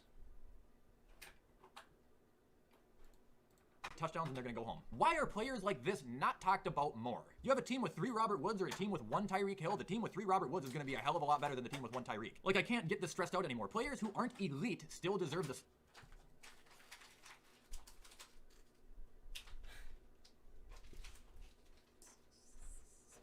What kind of comparison is that? Teams with 3 Robert Woods are going to be better with teams with 1 Tyreek. Well, who's the other 2 receivers? So are the 3 Brandon Cooks with compared to Tyreek Hill? I don't know. Give me 3 or 2 other okay receivers or even good receivers. But like, and also no. What is that comparison? I I don't even care who you want to give me. Give me even like Tyreek Hill, Nelson Aguilar, and I don't know who's another somewhat average receiver that still has talent. Kenny Galladay. Give me that. Give me Kenny Galladay, Tyreek Hill, and Nelson Aguilar. That's an easy. That's a very doable wide receiver. That's not like crazy amount of money. I'm not like picking the 3 best receivers, and that's better than 3 Brandon Cooks. So 3 Brandon Cooks are better than 1 Tyreek Hill. Okay, if you only have 1 receiver on their team, sure, but who's the other 2 receivers? And the Rams are not better than the Chiefs, so no. Teams with 3 Robert Woods, or well, they don't have 3 Robert Woods, but they do have Cooper Kupp, Robert Woods, and they did have Brandon Cooks, but the Rams weren't better than the Chiefs then. I don't know. Whatever. Brandon Cooks is a CTE king, that's all. Spotlight if they're good. Brandon Cooks, another example, always put up good numbers. He's not a cancer to have in the locker room. As far as I know, he's never even been in trouble. I mean, he's on the Texans now, which absolutely sucks. Still remember the Super Bowl when he was on the Patriots and he got literally killed. Might have been the one in US Bank. I don't remember, but I just know that Brandon Cooks got absolutely popped in the helmet and he had to get taken out of the game. It was terrible. All right, and up next we have got Marlon Mack. This is my boy. This is my OG boy. I have had an unhealthy, abnormal obsession with Marlon Mack since he got drafted out of South Florida like 4 years ago. Marlon Mack is the Byron Buxton of the NFL for me. You know that they're good. You know all the skill that they possess, but they just can't fucking stay healthy. Byron Buxton? I don't even know who that is. Oh, baseball. Well, that'll be why. Marlon Mack is fast, he is physical, he is elusive, and he can catch the ball if he needs to. He is a complete package. Doesn't help the fact that this man just never gets any credit either. And another thing I like about Marlon Mack is that he's kind of big. He's like 6 feet tall. Okay, it seems like most of the running backs in the NFL right now are like 5'9" and 5'10". 2 inches might not sound like a lot, but it kind of is when you're moving and doing what Marlon Mack is. I know Mack broke 1,000 yards in 2019. He might have done it in 2018 too. If he didn't do it, he had to have been damn close to it. I was really hoping he would sign with the Bills in the offseason, but the Colts extended him, which is fine, but we know his production is just going to plummet because Jonathan Taylor is clearly the number 1. But in a sense, it is kind of nice knowing that if Jonathan Taylor gets hurt, they have a really good backup to take over. And then I think they also still have Nyheim Hines too. Not saying anything bad about him. He's a great receiving back. But for right now, we're focusing on Marlon Mack, and he is underrated. All right, and up next we have DJ Chark. Dude, people love to hate DJ Chark. Now, I don't know why DJ was absent this year, but he did miss like 4 games. He did really good when he played, but he wasn't present for all of them. However, back in 2019, he broke 1,000 yards and had like 8 or 9 touchdowns. That's pretty good, especially having Gardner Minshew as your quarterback. Because he came from LSU, and he's like a 6'4" guy. DJ Chark is actually really solid. I like that. And people do underrate him. And I underrated him last year, but he put up some good numbers as far as a fantasy guy. But as far as a talent, I like DJ Chark a lot. Being on literally the worst rostered team in the NFL. But yeah, he's bad, right? I don't care who you are. No, they're not the worst roster team in the NFL. That was the Jets. If you're able to put up decent numbers in Jacksonville over the last 2 years, you're a superstar. Please hang in there, James Robinson and DJ Chark. Let me assure you that help is on the way. And no, not Tim Tebow. I'm talking about Trevor. I don't think the Jags will go above 500 like somebody asked me yesterday. That just seems completely impossible. But I do think the Jags will win like 4 games possibly, which might not sound like a lot, but guys, that's a huge improvement from last year. And like I said, Jacksonville, be patient. 2 to 3 years, you guys are going to be good. And that seems a lot longer away than it actually is. You know, people are... Jags, he's underrating the Jags. The Jags, they could go around 500, but that's probably their ceiling. But the Jags are a better team than people give them credit for. All right, and up next we got Ronald Jones. As a running back, this man is very good. He can't catch a ball to save his life. I am aware of that. And that might be honestly why he gets the constant hate that he does, because he gets a lot of shit. But Ronald Jones, if you look at him as a running back, he's actually really good. Yeah, this year he had 978 yards. He averaged 5.1 yards a carry and had 7 touchdowns. Okay, we gotta define underrated. All right. Because what are we doing here? Like, Joe Mixon, I think, is a good one that's underrated because he does have the talent to be a top 5 guy, right? But where are people rating this guy compared to where you think he is, right? That's what I would define as underrated, right? So an underrated guy, and I hope that he's on this list. Honestly, he has a couple more chances. If he doesn't mention Terry McLaurin, then he doesn't get it. Because Terry McLaurin is ranked as like a 20th receiver, maybe sub 20, like 25, who is legitimately got a talent enough to be a top 5 receiver. That is a guy that's underrated, right? Like he's listing guys that like at their ceiling are average, except for Joe Mixon. I think that was a good one. DJ Chark, I don't think has a top chance to be a top 5, but he's good. He might sniff the top 10 potentially, probably more like top 15, but he's still good because he's probably listed as like the 30th wide receiver, and he could probably be a top 15 guy. Right? So I could get with that underrated. But Ronald Jones, where do people list Ronald Jones, and where do you think he is? Ronald Jones is not a top 10 running back. He's not a top 15 running back. He's not even the best running back on his team. A la Marlon Mack, same situation, right? So I don't know why, like, where you're rating Ronald Jones to then where you compare it where he should be, right? I think that's where he's missing in his underrated talks is, okay, where is he listed? And you can even pull up a thing, right? Like, I don't know, top starting running backs in the league, and then see where he's listed out of the top 32, and then argue where you think he should be, right? So I feel like we're kind of getting a little bit weird about what does it mean to be an underrated player. And his, I guess, form of underrated is they just don't get talked about. But a lot of players, you can't talk about everybody. So if you're outside the top 15 of your position, you're not going to get a lot of talk. But who has potential to be in that conversation? And that's, I feel like that's where this should go. But it is. Okay, that's good. That's a lot better than people are saying about him. Personally, what I think the Buccaneers need to do with that running situation, especially that they just got Gio Bernard now, obviously any passing plays is going to go to Gio. Any outside runs need to go to Ronald Jones, and anything right up the gut should go to Leonard Fournette. You have an unbelievably good running staff right there. And no, I'm not calling Ronald Jones a top 10 running back. That would just be ridiculous, but I do think he is far better than anyone has ever given him credit for. All right, and again, guys, I think I saved the best for last. We have Tony Pollard. Okay. We're done.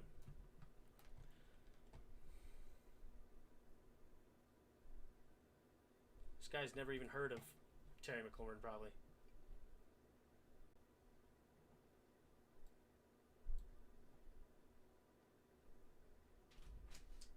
Good point. I need to talk to my wife to send DRG the money.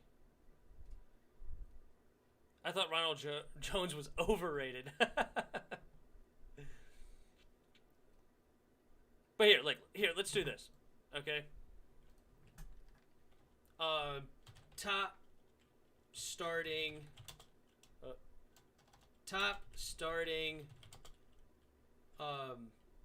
RBs in the league. All right, so we're listing all the top running backs, right? Okay, so let's go down towards the bottom. Ronald Jones listed at number 25, right? So Ronald Jones, it's listed at 25. Is he better than Javonte Williams? Yes. So, okay, so he should be higher than him.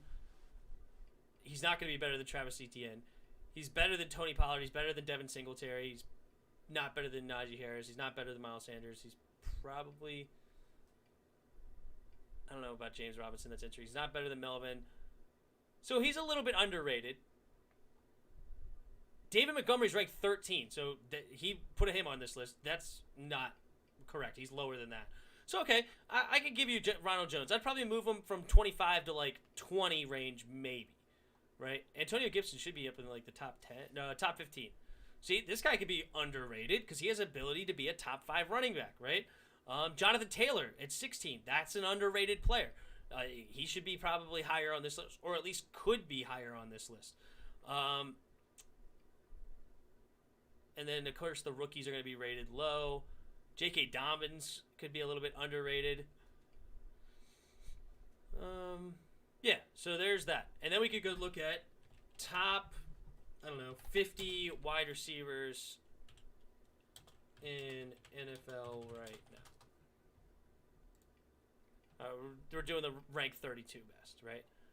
And so Allen Robinson, number 4. Julio, number 5. A.J. Brown, number 5. Number 6, rather. Wait, what is this going into?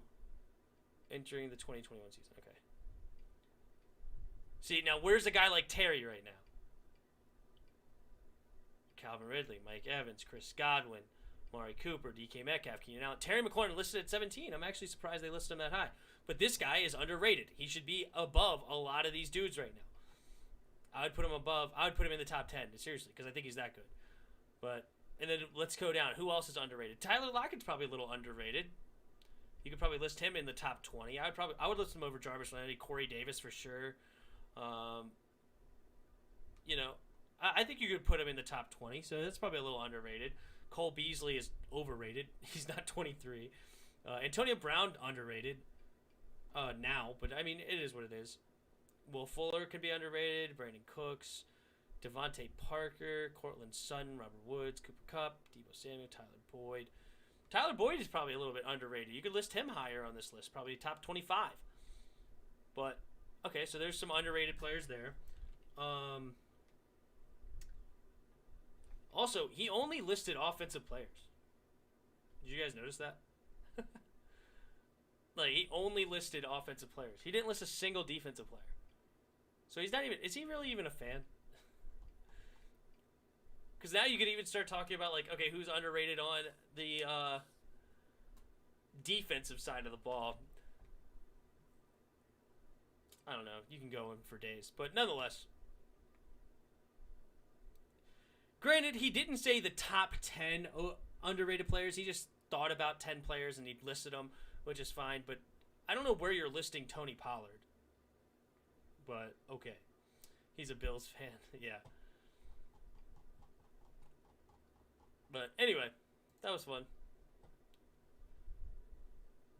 Alright, Hassan, you wanted to watch...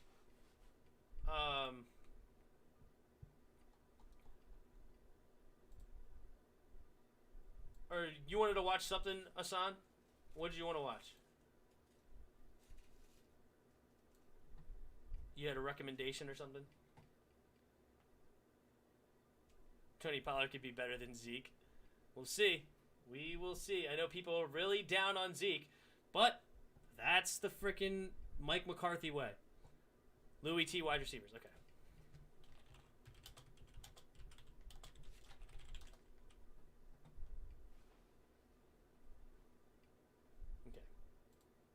How long is this? 31 minutes. Louis T can talk, can he not? Jeez Louise. Welcome all my fellow Washington brethren and sisters. And your man and Reds. Thank you for joining me. I hate when he does that. Washington Football Report, a special Washington Football Report. I don't like his that.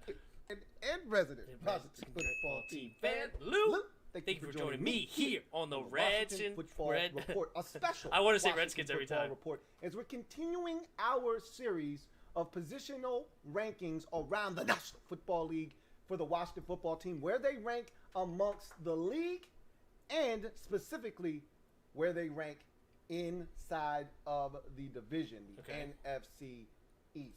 So we talked about the quarterback position. We talked about the running back position. Now we mosey our way to the wide receiver position, one that we are excited about. Wasn't as excited about it last year going into the season. A lot more excited about this position and a ton of depth and competition at this position. But where does that mean that Washington falls amongst the league, and where does that put them in this division? I think it's a great conversation to have, one that I think we will debate about all night long. Okay? All night long. Remix. All night. All night long. All night. All night. Don't want you here all night, though. So... 10 seconds of wasted time there. I think it's a great conversation to have, one that I think we will debate about all night. Literally, that started at 1:15. Okay? All night long. Remix. All night. All night long. All night. All night. Don't want you here all night, though. He literally wasted 15 seconds singing into the mic. That's Louis T in a nutshell. Straight to proceedings this evening. Let's jump into where Washington ranks 1.75, 1.75. Okay. And so we start with the team that I believe is the most harmless at this current juncture, and that's the Philadelphia Eagles. Now, let me give you this caveat, however. They're the team in the division, wide receiver-wise, that could surprise everyone. They've got the most, I think, chance to take a massive... Before he goes into it, I actually kind of like Travis Fulgham. Fulgham's an interesting... J.J. Arcega-Whiteside needs to live up to a second-round pick. I am not a fan of Devontae Smith. Greg Ward is okay. So those being there's like top... And then you got Jalen Reagor, who's like kind of the speedster deep threat. You know, it's an okay wide receiver core, but definitely outside the top 20. But Devontae Smith, he's going to be the big question mark. What can he end up looking like? But I am not a Devontae Smith fan. Leap forward in this division, okay? Washington, I think, may have a bigger chance to take an even bigger leap, but people are expecting Washington to take that leap. I don't think people are expecting this Eagles group to do the same, and I think you may be wrong there. Here's why. Devontae Smith being drafted in the first round gives the Eagles a bona fide number one wide receiver. I did not think Jalen Reagor was that, and obviously by the Eagles doing what they did, moving up to get Devontae Smith, it speaks volumes as to how they feel about Jalen Reagor as well. Almost as if they're admitting a mistake. Not necessarily saying we messed up last year, but they know they should have taken Justin Jefferson. That's nor here nor there. That's already happened. You can't change that. So they went and corrected a mistake by going and getting Devontae Smith. He's a true number one wide receiver. What that does is it takes Jalen Reagor, makes him what he's supposed to be in this league, which is a number two. Now, I think it slots Travis. Remember where you heard this first. Devontae Smith is going to be a bust from this first round. Okay? Devontae Smith will not live up to this first-round pick. He just won't. He's too freaking small. He's not even that fast. The NFL is going to be brutal on him. He's going to be injury-prone throughout the year, throughout his career, I should say, and he is going to be a bust from pick number 11 or 10. They traded up to 10, I think. Whatever. Fulgham, where It's a he's bust. supposed to be, which is a number 3. And now you get the guys that you drafted in last year's draft later on, Quez Watkins and John Hightower. Those are 4th options in this league. They were posing as 2s and 3s last year out of necessity. Greg Ward is another guy that can give you some stuff. They've got some guys here. So they've got an interesting mix. They've now got a bona fide number 1 and number 2, I believe. So look out for the Eagles. That said, they're still at the bottom of the NFC East at the wide receiver position. Why is that? Because the Giants made drastic improvements to their wide receiver group. They were very lackluster a year ago, and they went out, spent some draft capital and some free agent dollars at the position, and they look like a... Kelvin Benjamin, I thought it was going to be listed as a tight end. But we'll see what vastly Kadarius different Toney. team at the receiver position. Obviously, you start with the acquisition and free agency of Kenny Golladay. He's a bona fide number 1 wide receiver, has proven to be that in this league. Has to stay healthy, obviously, but if he's healthy, he may be the best receiver in this division. That's not a guarantee. I'd take Terry and match him up with Kenny Golladay one-on-one and say, hey, let's see who's the best of the best. Obviously, Amari Cooper's like, hey, don't forget about me. But Golladay is now in that discussion as the best receiver in the division. He's going to have to prove it, though. However, Kenny Golladay he's a is legit good. number 1. 6'5". I really like what Darius Slayton He's has done listed early in his career. I thought he 6'4", was a step but back he's here last year, but he was banged up. He was hurt. But I think he's got the potential to be a legitimate number 2. He was posing as a number 1 this entire time, and that's not who he is. So now he's a number 2. You get Sterling Shepard healthy. He's a legitimate number 3. You added Kadarius Toney. He's not even a real wide receiver. He's still trying to figure some shit out. He's dynamic. He could be your 2. He could be your 3. You don't really know what he's going to be. He's a playmaker if he's healthy and his head is screwed on straight. And then they said, let's sprinkle in a little John Ross just in case Kadarius Toney isn't necessarily ready for the show. We got another guy who can run really, really fast in John Ross. They got a lot of stuff in New York with this Giants roster. I think it's a very interesting group, top to bottom. And so I think they've made huge strides. Okay, so is he going to list... I think he's going to have to list us at number 2. I think he still has to give Dallas number 1. I think he still has to give Dallas number 1. And I think I still would technically as well. But it's going to be interesting because I think by the end of the year that could change, but they got to prove it, right? De'Ami Brown's got to prove it. Terry already doesn't need to prove anything. He's great. But Curtis Samuel's got to show in, and he got to show up and come in and show that he could be the true number 2 receiver we need and be a legit threat. But, and then of course you got like Kelvin Harmon coming in. I don't know. I don't know. Do you really want to mention him or Cam Sims or whatever? I don't know. It's interesting, but I'm curious where he ranks us. I think he's more realistic. I think he's going to put us at number 2. Give me my guys over the Giants. I think the Giants are your 3rd-rated receiver group because to me, Kenny Golladay and Terry McLaurin cancel one another out. And then after that, I think, you go Curtis Samuel and Darius Slayton. Give me Curtis Samuel. You go their rookie, Kadarius Toney, our rookie, De'Ami Brown. A lot of people say, give me Kadarius Toney. No, give me the more polished receiver. Give me the guy that's actually a wide receiver in De'Ami Brown. Give me my guy instead of their guy. And, a lot of you love Kadarius Toney. I'm not the biggest Kadarius Toney fan. I know the guy's talented, but I'm not the biggest Kadarius Toney fan. I told you, he's more like Curtis Samuel than he is, De'Ami Brown. So, really, it'd probably be a more apt comparison to say Kadarius Toney or Curtis Samuel because I compared the two to one another. I think they're one and the same. And honestly, Curtis Samuel's been doing it longer than Kadarius Toney, so give me our guy. And then Darius Slayton versus De'Ami Brown, well, their guy's been doing it longer than ours, so you would give them the nod. I think our guy may have the higher upside, but we'll see. Bottom line is, as we continue going on, Sterling Shepard versus Adam Humphries, you're splitting hairs there, okay? But then you get to the end of that line and you go Cam Sims, and who do they have after that? They don't have anybody. So that's where I think we finally take over there.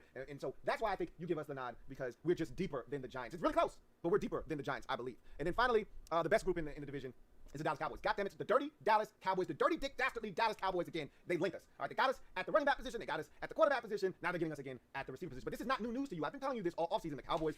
Wait, you think they have us at the running back position? No. Running back position is not better. Dallas is not better at the running back position. Give me Gibson over Zeke. Give me JD over Tony. Seriously, I love JD. The 3rd running back, I don't even know who they have. Whatever, I don't care. But we have the better top 2, so we have a better running back.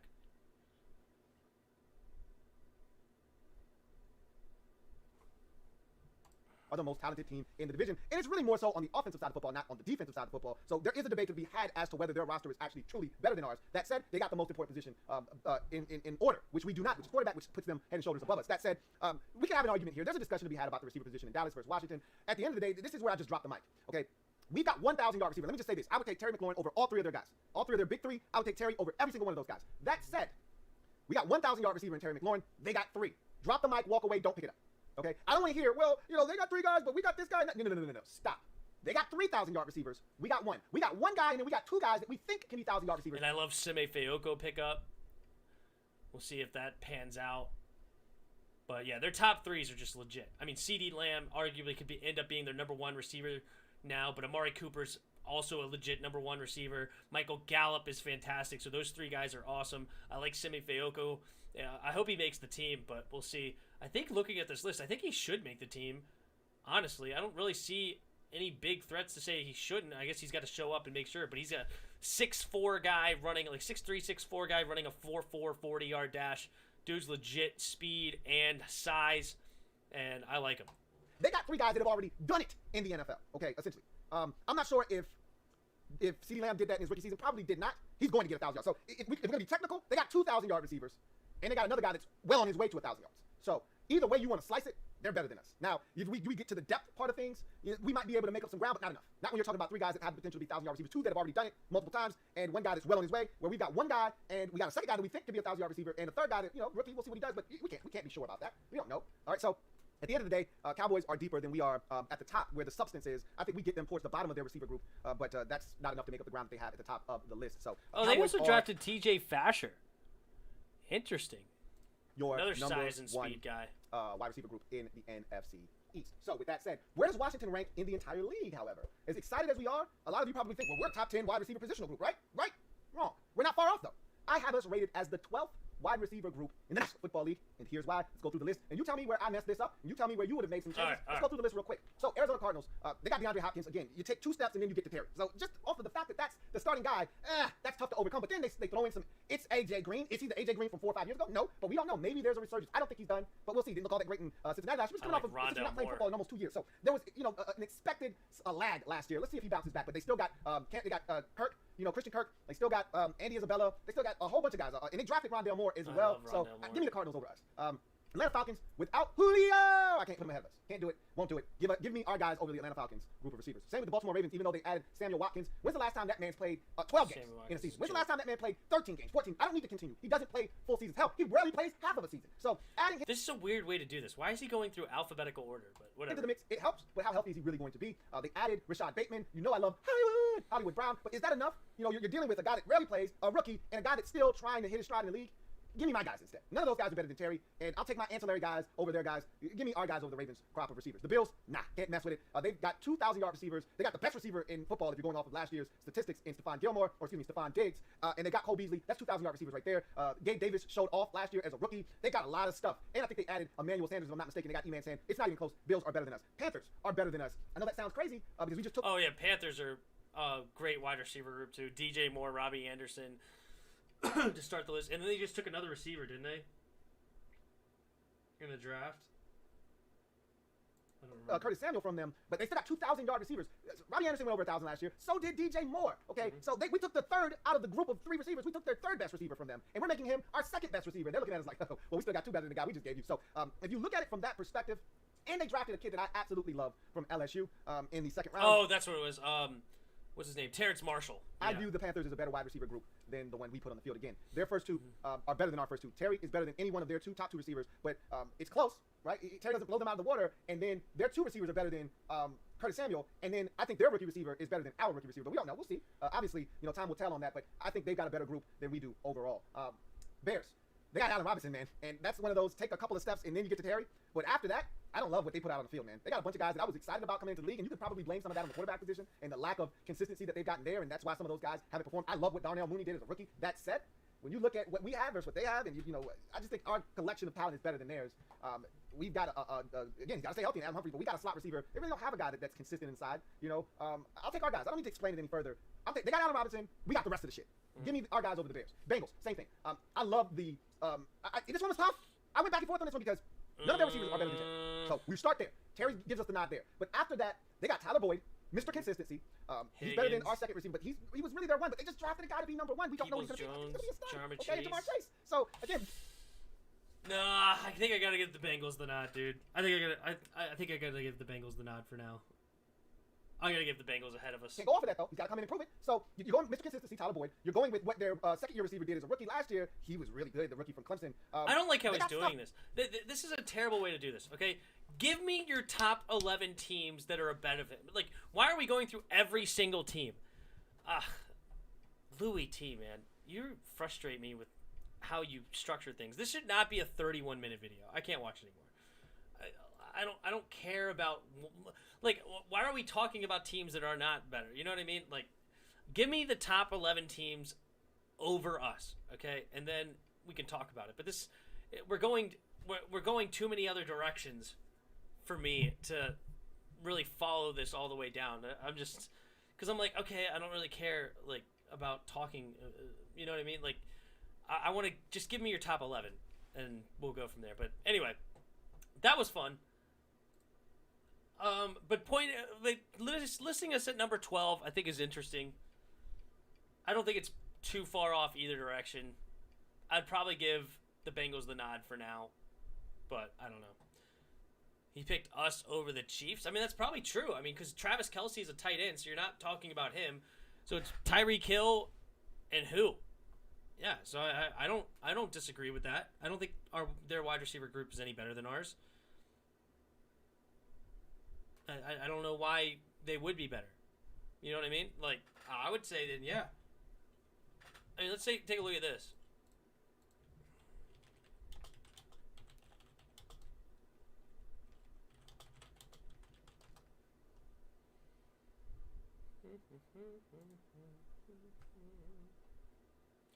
Bucks, I think, are great.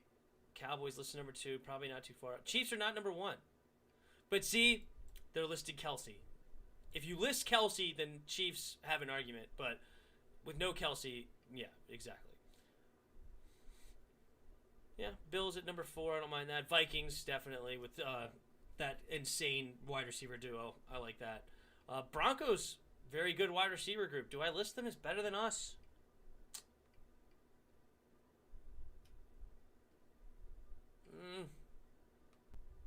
I don't know if I list the Broncos for sure better than us. Definitely not the Niners better than us. No way. No shot are the Niners better than us. I'm sorry, Yuki. Not even close. You're really not close. It's not close. I'm not kidding. It's not close. We're better than you at the wide receiver spot. Rams, okay. I mean, you got Woods and Cooper Kupp. Van Jefferson, we'll see. Oh, they did add Deshaun Jackson as well. Okay, I like it. I like the Rams ahead. That's fine. Dolphins are very, very, very interesting. We'll see what Jalen Waddle, kind of a Deshaun Jackson type, can give them. I like Will Fuller. I like Devontae Parker. Dolphins ahead of us, I'm not mad at. Seahawks, I'm not really mad at with Tyler Lockett and DK Metcalf. Both really, really solid players. Dwayne Eskridge, we'll see what they end up giving. They also drafted Cade Johnson. Okay, I liked Cade Johnson. So we'll see how that goes. New York Giants at 11. I don't think New York Giants are ahead of us for the same reason he is. I do think the Bengals are ahead of us. Browns, probably. Yeah. And with Anthony Schwartz. Okay, I'll give the nod to the Browns. Packers. Do I list the Packers ahead of us? No, I don't. Devontae Adams, the beast. I think he's number 1 in the league, but I like Devontae Adams. I don't think I list him better than us. But if you really want to say it, fine. I won't argue too hard. Keenan Allen, Mike Williams, Jalen Guyton, Josh Palmer. We'll see what he brings. Okay, I can be okay with the Chargers. Falcons with Calvin Ridley. Only, basically? No. Well, Russell Gage actually played pretty well. But we'll see. Cardinals. Yeah, they're very, very interesting. Steelers. They do have 3 really good receivers. I think that Steelers is a team that we could be better than by the end of the year. But I would be okay with giving them the nod because I do like Chase Claypool. Deontay Johnson is super talented. He just needs to catch the freaking ball. But Juju Smith-Schuster also, I'm okay with that. So we're listed at 19 here.